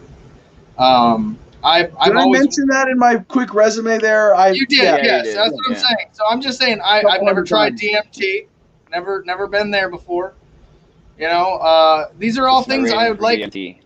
Right. These are all things that I would like to do. Unfortunately, I live in a state called South Dakota where the queen of meth rules with an iron fist. May her reign be long. And, at the end of the day, I would like to try these things. And one thing I find in discussing it with law enforcement, when it got decriminalized, I was able to then say, hey, sheriff, hey, deputy, hey, law enforcement officer that you would used to throw me in a cage because of this. Let me tell you what it's doing with my doctor and my doctor's note telling you, hey, this helps my patient. So don't throw him in a cage for it, please. And in having that articulate discussion like adults, the sheriff then goes, well, yeah, I don't care. Just don't sell it to children. There's laws in South Dakota where you cannot sell your medicine that's prescribed to you. I mean, you cannot create a victim with it. So at the end of the day, the sheriff then knows that it's used as a medicine, and the doctors are recommending it, and your diagnosis from doctors. I mean, again, it'd be like if the doctors are like, no, sheriff, a crime didn't happen. The sheriff's like, yes, a crime did happen. He ingested cannabis. That's a crime in this state. If it was a crime, they'd throw me in a cage. Now that it's legal, my doctor can go, yeah, there's a diagnosis here. This is the medicine. The sheriff can't go, no, that's not a medicine, because he's not a doctor. Just same way the sheriff says, no, he broke a law or he didn't break a law. The doctor says, yes, this is a diagnosis, or no, and this is the medicine, or no, it's not. So in my opinion, the state has no jurisdiction in this matter. If you truly do own your body and you have a right to your own medical treatments. So again, it's such a losing argument to be on that side of history. I have to kind of tell it to like the sheriffs, like, do you want to be on the losing side of history when it comes to the war on drugs, when it comes to how you treated your constituents because they were trying to heal themselves? Great grandchildren are going to be embarrassed by you. And this is the generation that's going to document all the iron fist rulers of their times and how petty they were when it came to these rights violations. And the state's going to be fucked because we have technology to now record the state at our disposal. But prior generations didn't have that in the beginning of the war on drugs. At least in the middle of the end of the war on drugs, at least we have the ability to record all government in that public setting sense. So, it's a huge step forward. I think it will lead to the end of the war on all drugs, at least decriminalizing, especially when it's dealing medicinally. So, and I still stand by my words. Kristi Noem hates cannabis so much that she'd rather watch somebody commit suicide than legalize it. So, if you can prove me wrong, utilize the comment feed to say, no, CJ, she's a great libertarian. Like, fuck you, dude. She don't care about freedom, and neither do the rest of them. So, anyways, that's my rant on psychedelics. I need some DMT. It would help me out. All right, so hey, why don't you guys stay? All right, Loki too, and I just taking to see what condition my condition was in. Maybe best comment of the day, but not answering our contest question. But I want to get CJ back up on screen here to do the COVID block. So play the animation, and then I want to do the World Doctors Alliance thing with both of you guys, and then we'll skim through the rest of the COVID headlines. But go ahead and play our disclaimer, please, producer.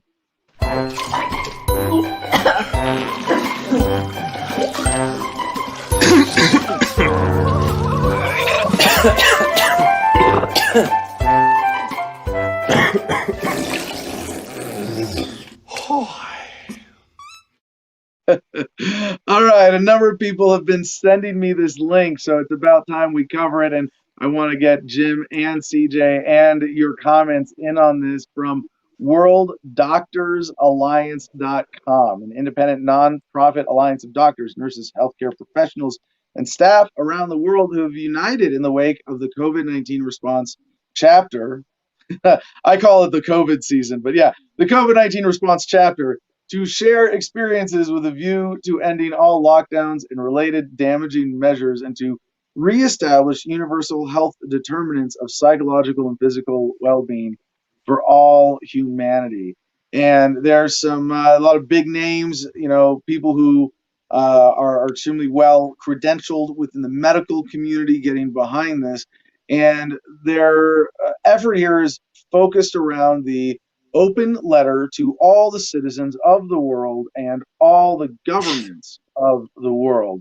They so far, and this is from this has not been updated in a while. I don't know how recent this actual signature count is, but 74,001, and this goes back to August of last year. That it looks like that's when they updated the letter last. So it's even worse since here, but they have a lot of other points, and it is a really great scientifically founded refutation of the overall mythology of the whole coronavirus episode, chapter, hoax, whatever you want to call the coronavirus season, and it's extremely well cited. It has, all the references and everything else that you could possibly want to back up your positions on this. So I'll just read the introduction to start, and then get into the points and see what Jim and CJ have to say about each. So introduction, we were told initially that the premise for lockdown was to flatten the curve and therefore protect the NHS from being overwhelmed. It is clear that at no point was the National Health Service in any danger of being overwhelmed. And since May 2020, COVID wards have been largely empty, and crucially, the death toll from COVID has remained extremely low. We now have hundreds of thousands of so-called cases, infections, and positive tests, but hardly any sick people. Recall that 4/5, 80% of infections are asymptomatic. COVID wards have been by and large empty throughout June, July, and August and September 2020. Most importantly, COVID deaths are at an all-time low. It is clear that these cases are in fact not cases, but rather they are normal, healthy people. Excuse me for saying one there. That's a reference to a footnote. I'll skip the rest of those. So-called asymptomatic cases have never in the history of respiratory disease been the driver for spread of infection. Rather, it is symptomatic people who spread respiratory infections, not asymptomatic people. It is also abundantly clear that the pandemic is basically over, and has been since June 2020. We have very highly likely reached herd immunity and therefore have no need for a vaccine. Now, just a point about this, about the pandemic having ended in June 2020, hypothetically, one of the things that we don't know, at least according to the mainstream knowledge, the mainstream narrative, is how many people have actually gotten it asymptomatically. And they're not bragging or exaggerating with these numbers, which would suggest that the pandemic is basically over, as in that it's gotten out, people have been exposed to it and either not gotten it or been immune to it, or whatever the case may be. So we have safe and very effective treatments and preventative treatments for COVID. We therefore call for an immediate end to all lockdown measures, social distancing, mask wearing, testing of healthy individuals, track and trace, immunity passports, the vaccination program, and so on. There has been a catalog of unscientific, nonsensical policies enacted which infringe our inalienable rights, such as freedom of movement, freedom of speech, and freedom of assembly. These draconian totalitarian measures must never be repeated. Jim, CJ, any thoughts so far? I'm not a doctor, so I can't speak for doctor things. This is not medical advice. Yeah, YouTube. What are you trying to set us up for, Adam? Yeah. Okay. All right. So I'm grateful that this exists. That there's this for the people who need this. I mean, I would rather stand on principle and establish that and fight for the principle of no bio threat is an excuse to do something unethical. I have a right to expose myself to a bio threat if I want and to the degree that I want. And you cannot, as a government or an individual or neighborhood Chad or Karen, tell me that I cannot do that, as long as I'm respecting your ability to set that level of risk for yourself. But the specter that has been raised with COVID is so monstrous and out of proportion that a lot of people don't even have the bandwidth right now to have that reasoned principle argument and think through all the ways that it affects this. They just see, here's this monstrous threat, addressing the threat comes first. And with my personal advice on the vaccine, if you absolutely it's not horrifically dangerous. It's not good, and it's probably a greater threat to your health than the virus itself. I'm not going to try to make that as a conclusive scientific statement, but if it's not going to prevent you from getting the disease in the future because it doesn't apply to some new variant, you still have to wear a mask. If you're actually concerned for your health with this because you think that you have a particular vulnerability, consider just maintaining hygienic separation and not getting the vaccine. You can still do that. No one on the side of, hey, let's calm down here is suggesting that you don't have any right to isolate yourself. So anyway, lockdown, there's these bullet points on the page here. COVID has proved less deadly than previous influenza seasons. There were 50,100 flu deaths from December 2017 to March 2018 in England and Wales. Obviously, this is a Anglo-centric document. There were 80,000 flu deaths in 1969. To date, we have circa 42,000 COVID-related deaths in the UK.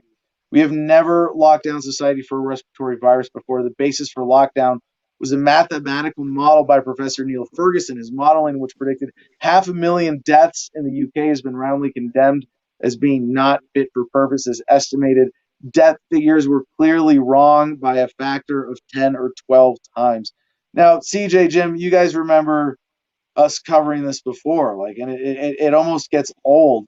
But as long as people are still running around like chickens with their heads cut off, we have to remind them of the science and how wrong this scientific model was.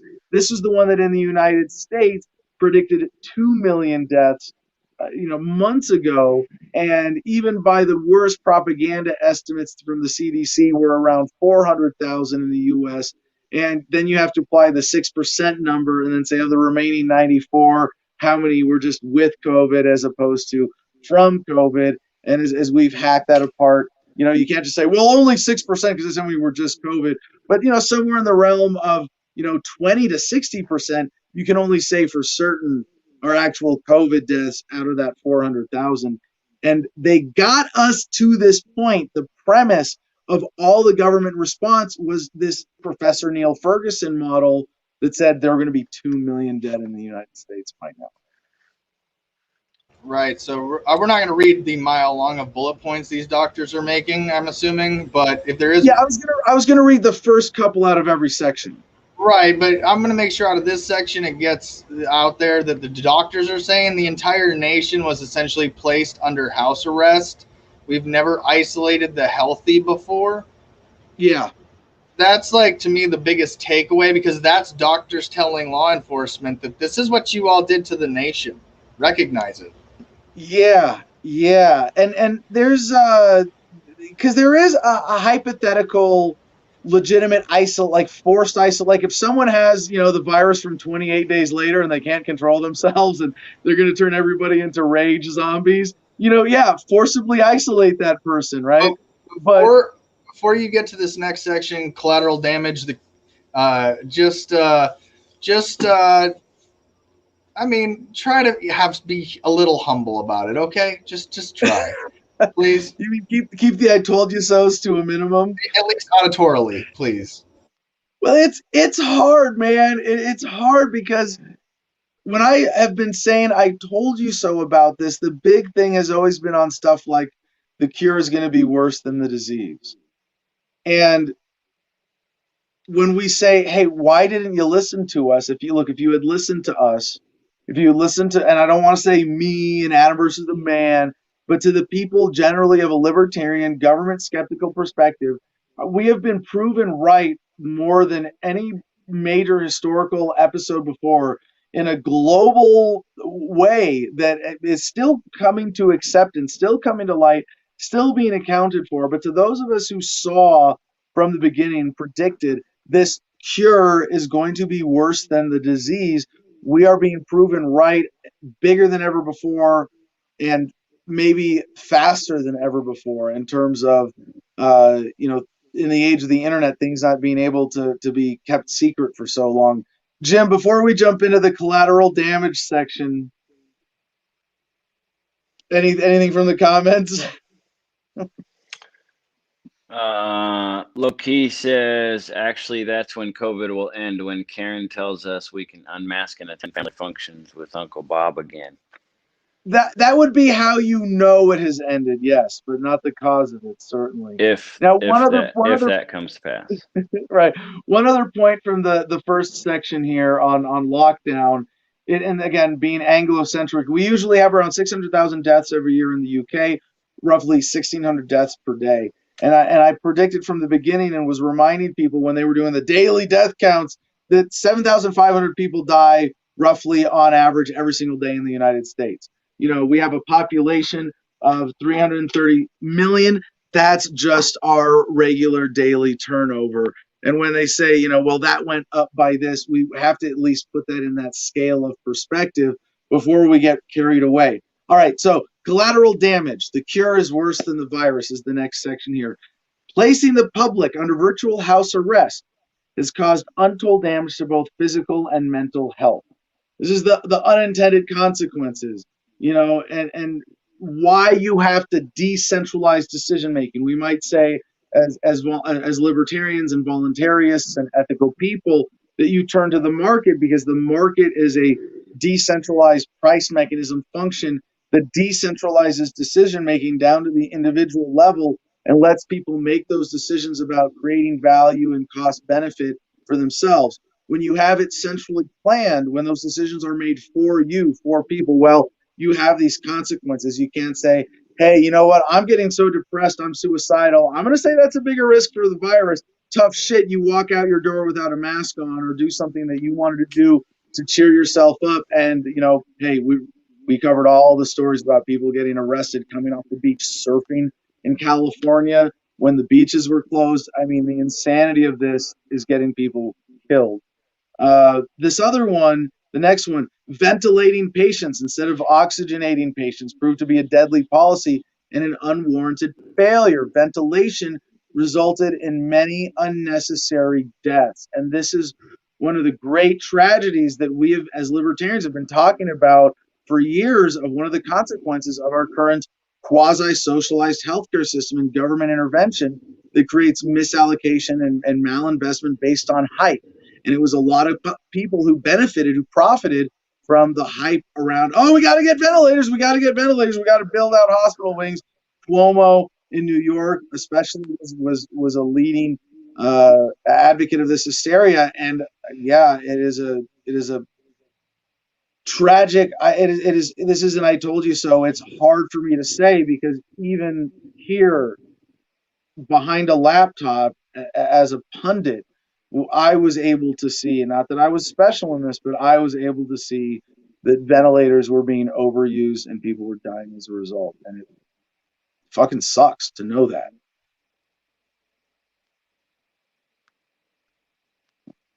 There's always that 3-second terrestrial radio rule. Like you got to keep saying something for 3 seconds. It's like, well, you guys, the doctors are telling us that the media guys can say that the cure is worse than the disease, which earns Adam a golden "I told you so." And yeah, that's it's depressing. It really is, because look what we've lost as a result.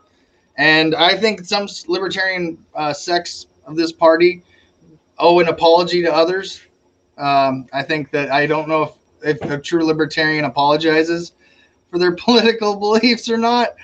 But you know, when it's this clear that the government took that much advantage, and your first thought was to fall for the bullshit, I mean, that's why we've always stayed consistent with the messaging on COVID, is that, you know, well, one, we're not doctors, but we're us telling you what the doctors are saying. So, I mean, it's kind of like it's like this would be the expert saying, you know, the cure's worse than the disease, and the government took advantage. And in the next part, you're going to get into it on where some of hold on, CJ. Two things. I'm going to read through this cure is worse than the disease section real quick, but also, what are we experts in? Why do you tune in to Adam versus the Man, and why do you listen to this team's interpretation of world events? It's not because we're doctors, but we are scientists.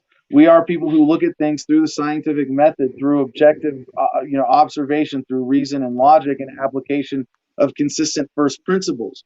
And what that allows us to do, what we really are experts in then, is dissecting the propaganda of current events through the mainstream media and getting you a more accurate view of reality. And part of that is picking out the credible voices whose perspectives stand up to scrutiny. And so this is one of those cases. All right, so finishing the section. Sending infected people from hospitals to care homes placed elderly and frail people under unnecessary risk, resulting in many unnecessary deaths. Blanket DNR, do not resuscitate orders, were imposed on thousands of people without their consent nor the consent of their families. This is both unlawful and immoral and led to unnecessary deaths in care homes. Hospitals became essentially COVID-only centers. Vast numbers of patients were willfully neglected, resulting in many thousands of unnecessary deaths. The government's own report estimates that some 200,000 people will die as a direct result of lockdown. This is in the UK, not the virus. Hospitals being closed, suicide and poverty will result in more deaths than the virus. Yeah. All right, death certificates. The majority of people who died had significant comorbidities such as Alzheimer's, cancer, cardiovascular disease, and diabetes. So yeah, I'm not going to read any of the other bullet points in this section, but it picks apart all the ways in which the death tolls have been inflated. Well, let me get one in there, Adam. Again, I think the rules for the signing the death certificates have been changed solely for COVID by the Coronavirus 2020 Act. So again, this is government implementing it. I mean, it's like we're like the Scooby-Doo gang pulling off the mask, you know, like, yeah. Oh, it was government the whole time behind it. What? Oh, you didn't know? Spoiler alert. Like, put the kids to bed, guys. Yeah, well, it's it's not science.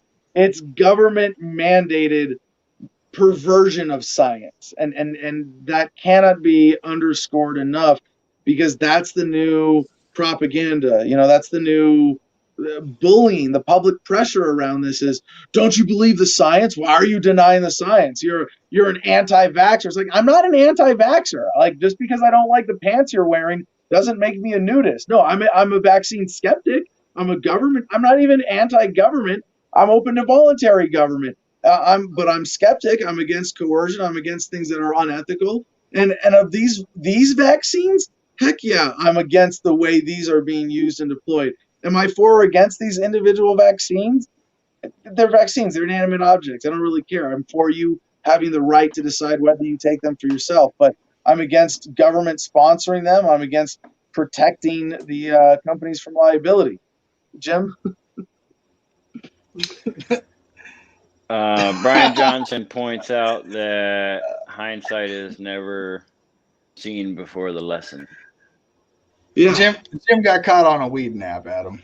Oh yeah, that must be what it was. Yeah. Well, maybe this segment can be, a decisive look back for where we are right now, and answering the question at least of where we are, and how many I told you so's we can count. No, it's more than we can count at this point because we've been covering this for a year, and it's been just one after another. I mean, I could do every bullet point on here and point to a segment that we've done in the last year and cover this. So I'm just glad, this is a cool way to like summarize this and have everything. So, next section, economic ruin.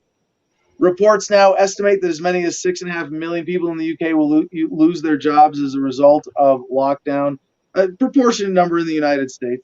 It is well known that poverty directly adversely affects health. We can expect to see many people suffering with poor health and resulting in many premature deaths as a direct result of lockdown.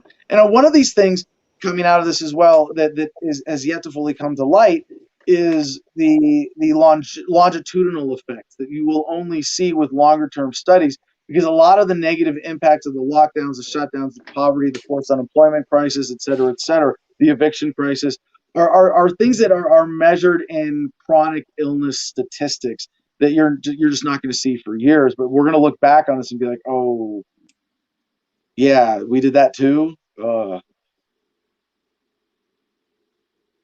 Yeah. Chalk it up to who again? I just keep saying who? Don't question the who. I forgot. My bad, YouTube. I'm not trying to trigger you today. All right. Yeah. Anyways. Which perfectly gets us into the next section here: censorship. Governments have acted maliciously in censoring doctors, nurses, and NHS staff. The people have the perfect right to hear what is going on in hospitals, and the medical profession have a duty to look after the public and reassure them. The medical profession has not been allowed to let the public know that COVID wards have been empty for months, nor that COVID deaths have reached an all-time low for months. And this is unnecessarily added to the public's distress and anxiety. Oh, really? The government has an interest in keeping stress and anxiety up? No shit. Doctors and scientists with views that differ from the government narrative have had their videos and articles removed from the internet. And of course, I know CJ wants to say, yeah, not just them, anybody who talks about them, right? As we've seen here. But did you guys just want to jump off the screen there? CJ? No, Jim had to go to the bathroom, and you were trying to get me. Hey, if you need me to cover for a bathroom break, just put a note. You were on one. No, there's a private chat, but you were on one there, so I was like, just let him have it. He's telling him I told you so. All your I told you so's. You get front and center today, Adam. Yeah. This is like a highlight of Adam versus the man I told you so for the last year. It feels like it for sure. But CJ, to the censorship. What do you think is more significant, that someone like us, a production like this, is not allowed to cover the scientific conversation? We can't share dissenting voices, even, let alone those voices being censored directly as they're describing here. Right. So as far as the censorship goes, doctors like data, right? Data is something that we like to share. Do you remember that thing that Mr. Baxley sent us with the statistics, like the analytics? It was a third party from Social Blade. Yeah, Social Blade. You can see, and our strikes have been for questioning the WHO.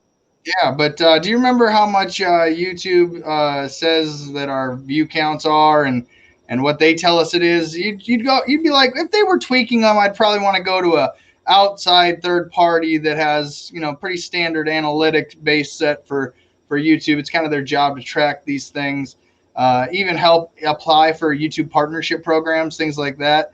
But this third party site, it has us ranked. It has our subscriber rank out of all the YouTube channels. It tells us what grade we even get for our YouTube channel. And just for the record, Mom, I got a passing grade, But we even have a news rank, if you can believe that. So there's a whole category that we fall under, and that is actually news ranking out of all the YouTube channels. And I mean, it says what we're supposed to be making by their statistics somewhere between this. And, you can see kind of how our statistics go. All right, get it out. Get it out. How much should we be making based on their? Well, their I feel like we should be asking this in the comments, but I mean, we've never had a problem sharing with our audience the information. So Yeah, don't make them guess right now. Okay, but it was what, $1,900 to what, 20,000 a month? We should be making. We are 88,464th on Social Blade rank.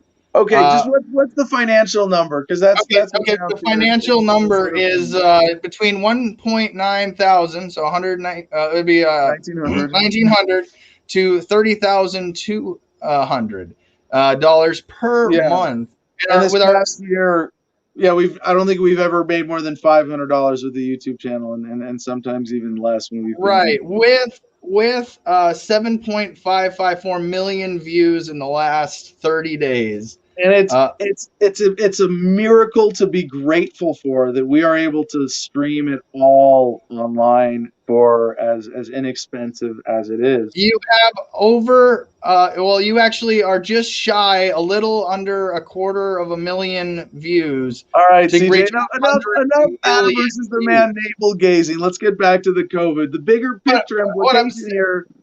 So, no, the bigger issue is the censorship. So the censorship is that if we would have been getting not censored for essentially content that we were proven to be correct on, we would have been making a compensation that would be more in the lines of the top dollar versus the bottom of the barrel. But because of YouTube's algorithm, we've received damages. So as far as censorship goes, that's a huge issue, obviously, not just with doctors, but people whose whole careers depend on the accuracy of the information they're sharing on their programs. So pretty bad.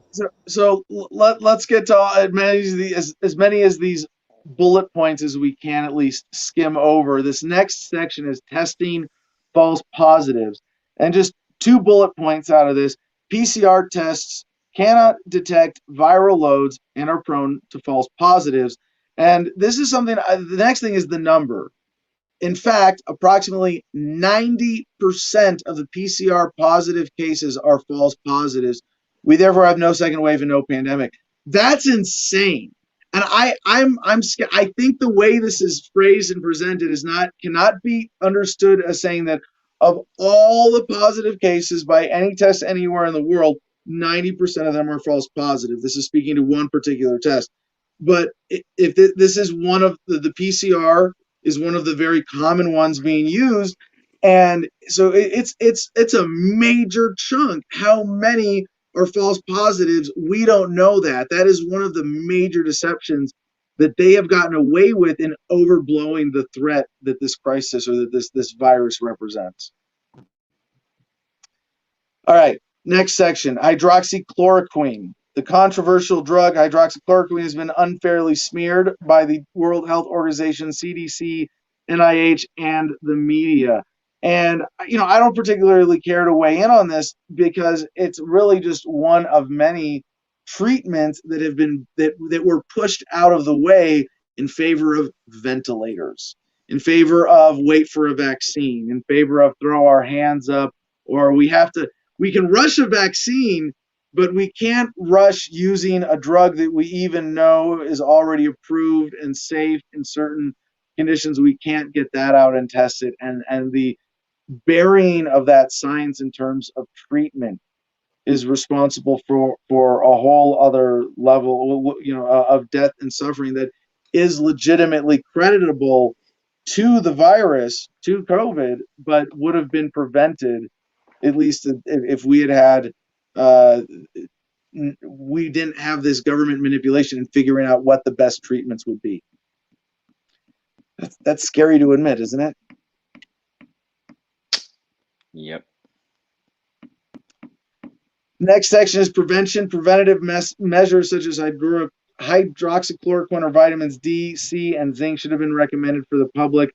That's just another thing that reinforces something libertarians have been talking about for years, that there is an incentive to keep people as patients. There is an incentive in a pharmaceutical-dominated system not to value health, but to value prescriptions, because that's what leads to profit, as opposed to saying healthy prevention, right? There's no money in saying eat right and exercise, unless you're an Instagram model, right? But if you're saying get on this pill, that's going to be favored a lot more than by the current system. Vaccine, the next section, a rush vaccine is clearly not in the public's best interest. Indemnifying vaccine manufacturers against all liability is also clearly not in the public's best interest. Then it goes on to conflict of interest and talks about some specific politicians in the British government that have conflicts of interest with shares in GlaxoSmithKline and other pharmaceutical interests in this. And then it ends with the last section, cui bono, who benefits. Vaccine manufacturers will make trillions from this, as will track and trace manufacturers, and the pharmaceutical industry stand to make trillions from COVID testing. Prime Minister Boris Johnson announced the new moonshot testing will cost £100 billion, approximately 2/3 of the annual NHS budget. Surely these vast sums would be far better spent on treating all of the neglected patients who have been willfully neglected during lockdown and who now face huge waiting lists.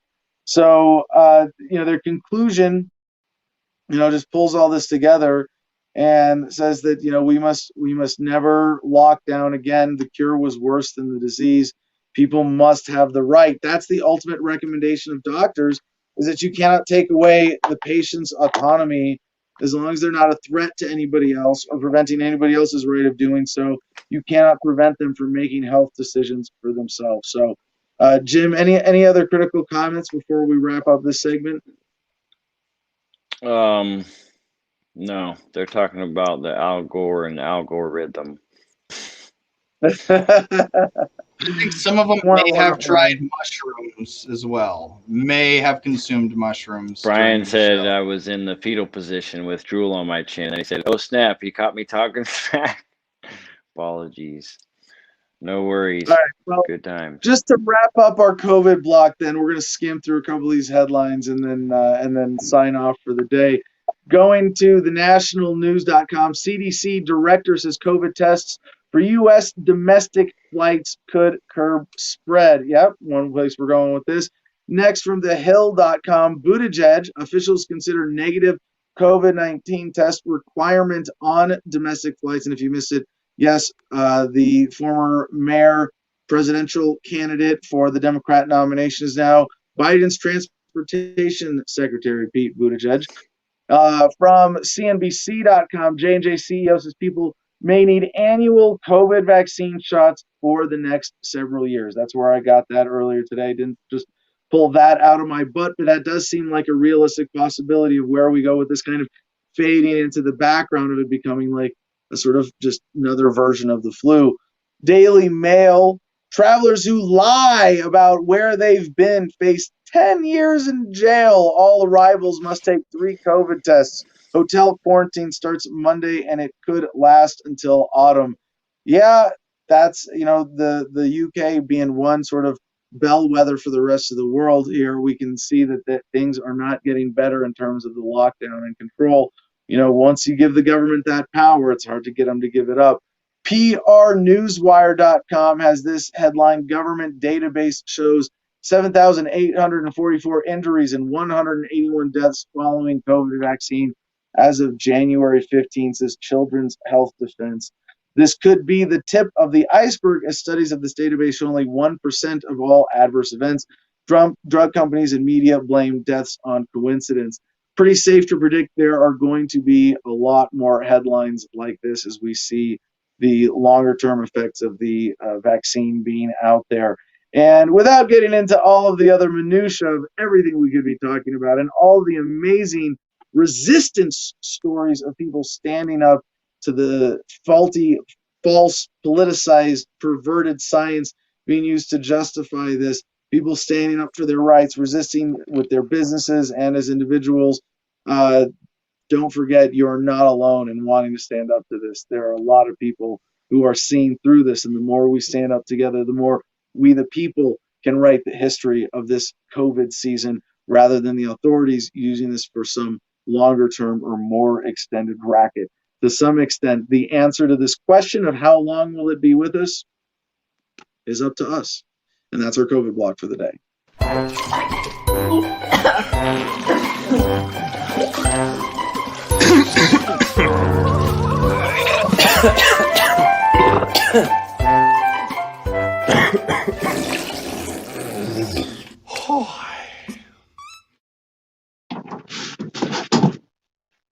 All right, got my light diffuser back up. I hope that fixes the little harsh exterior lighting issue there. But yeah, that's about our show. Except for checking in with you, the viewer, Jim. What do we have for comments on answering this question? Do we have anybody who bested our last entry? Anders, I appreciate your time, guys. You're always a breath of fresh air in this propaganda hellhole. Well, thank you very much. I hope that motivates you to share this production and help us grow the audience and the value of this message.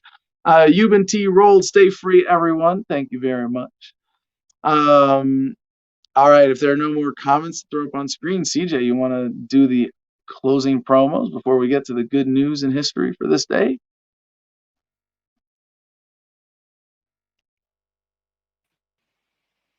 I said, I guess I could do it if Jim doesn't want to do it. Go ahead. Okay, well, you guys can go to adamversustheman.com. It's a great website where you can catch up on everything we're doing because it links to all the shows. You can watch it there. Where's one place you need to go to see it? From there, you can learn about us and what we do. And then from there, you can click on our Patreon link. And Patreon, thanks Jim, is where you can help support us for $1, $5, or $10. It's where we can interact with those of you that actually pay us to interact with you and to answer your questions and your comments. But that is why we created not only a public Telegram chat, but a private Producers Club chat. So Producer Club members, you have access and you know that you can get the link to the StreamYard every day, the show notes, things that are exclusive content only to our private Producers Club. But the public is where you can come find us. It's real easy to get you in if you got any questions live during the show. Comments, Adam, you do have a public comment discussion there that you can get to that somebody found it during the show today. So that's also good. And then from there, if you want to help support us, not just by watching, but by wearing the merchandise that we have available at the store, you can go to adamversustheman.com/store and check out all the items. Our Producer Club members and better patrons get 15% off and free shipping. We just want to make sure that, we can get you guys looking good. We want to make sure that you represent freedom and the show the best that we can. And that's a great way for you guys to help support us on that end. And then from there, we also have our great partner and affiliate, Cigar Federation. Cigar Federation, where promo code ADAM10, that's ADAM10, all caps, gets you 10% off your order. And it's not going to work unless I do this and then this. There we go. Cigar Federation, cigarfederation.com, where Adam10, ADAM10, all caps, gets you 10% off your order, where you can choose from their delicious flavors. All you can have buffet of cigars. And just, again, I could look at this all day and go, I wonder what that one tastes like. And then from there, Adam, of course, the last but not least, the Garden of Freedom, where you can get your exclusive pictures of kitties, geodesic balls and domes, and night shots, the pets of gardenia, and anything else Adam wants to share that just makes you just feel a little bit better each day. Like this video of kitties. Who doesn't like kitties? Adam likes kitties. You should like kitties too. And if you do, go to the Garden of Freedom Instagram page. With that being said, have a good day, Adam. We'll see you next time. All right. For this day in history, this good news comes from goodnewsnetwork.org. It's a little weird series of, I don't know, I'm kind of disappointed, but we're going to go backwards in time. From 2007, on this day in history, Senator Barack Obama kicked off his historic presidential campaign with a speech at the State House in Springfield, Illinois. Not good news.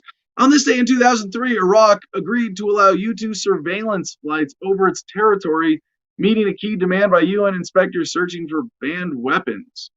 Good or bad in the name of the empire? Hard to say. On this day in 1977, here's at least some purely good news. The Clash started recording their debut album at CBS Studios in London in the first of 3 weekend sessions that would complete production for just £4,000.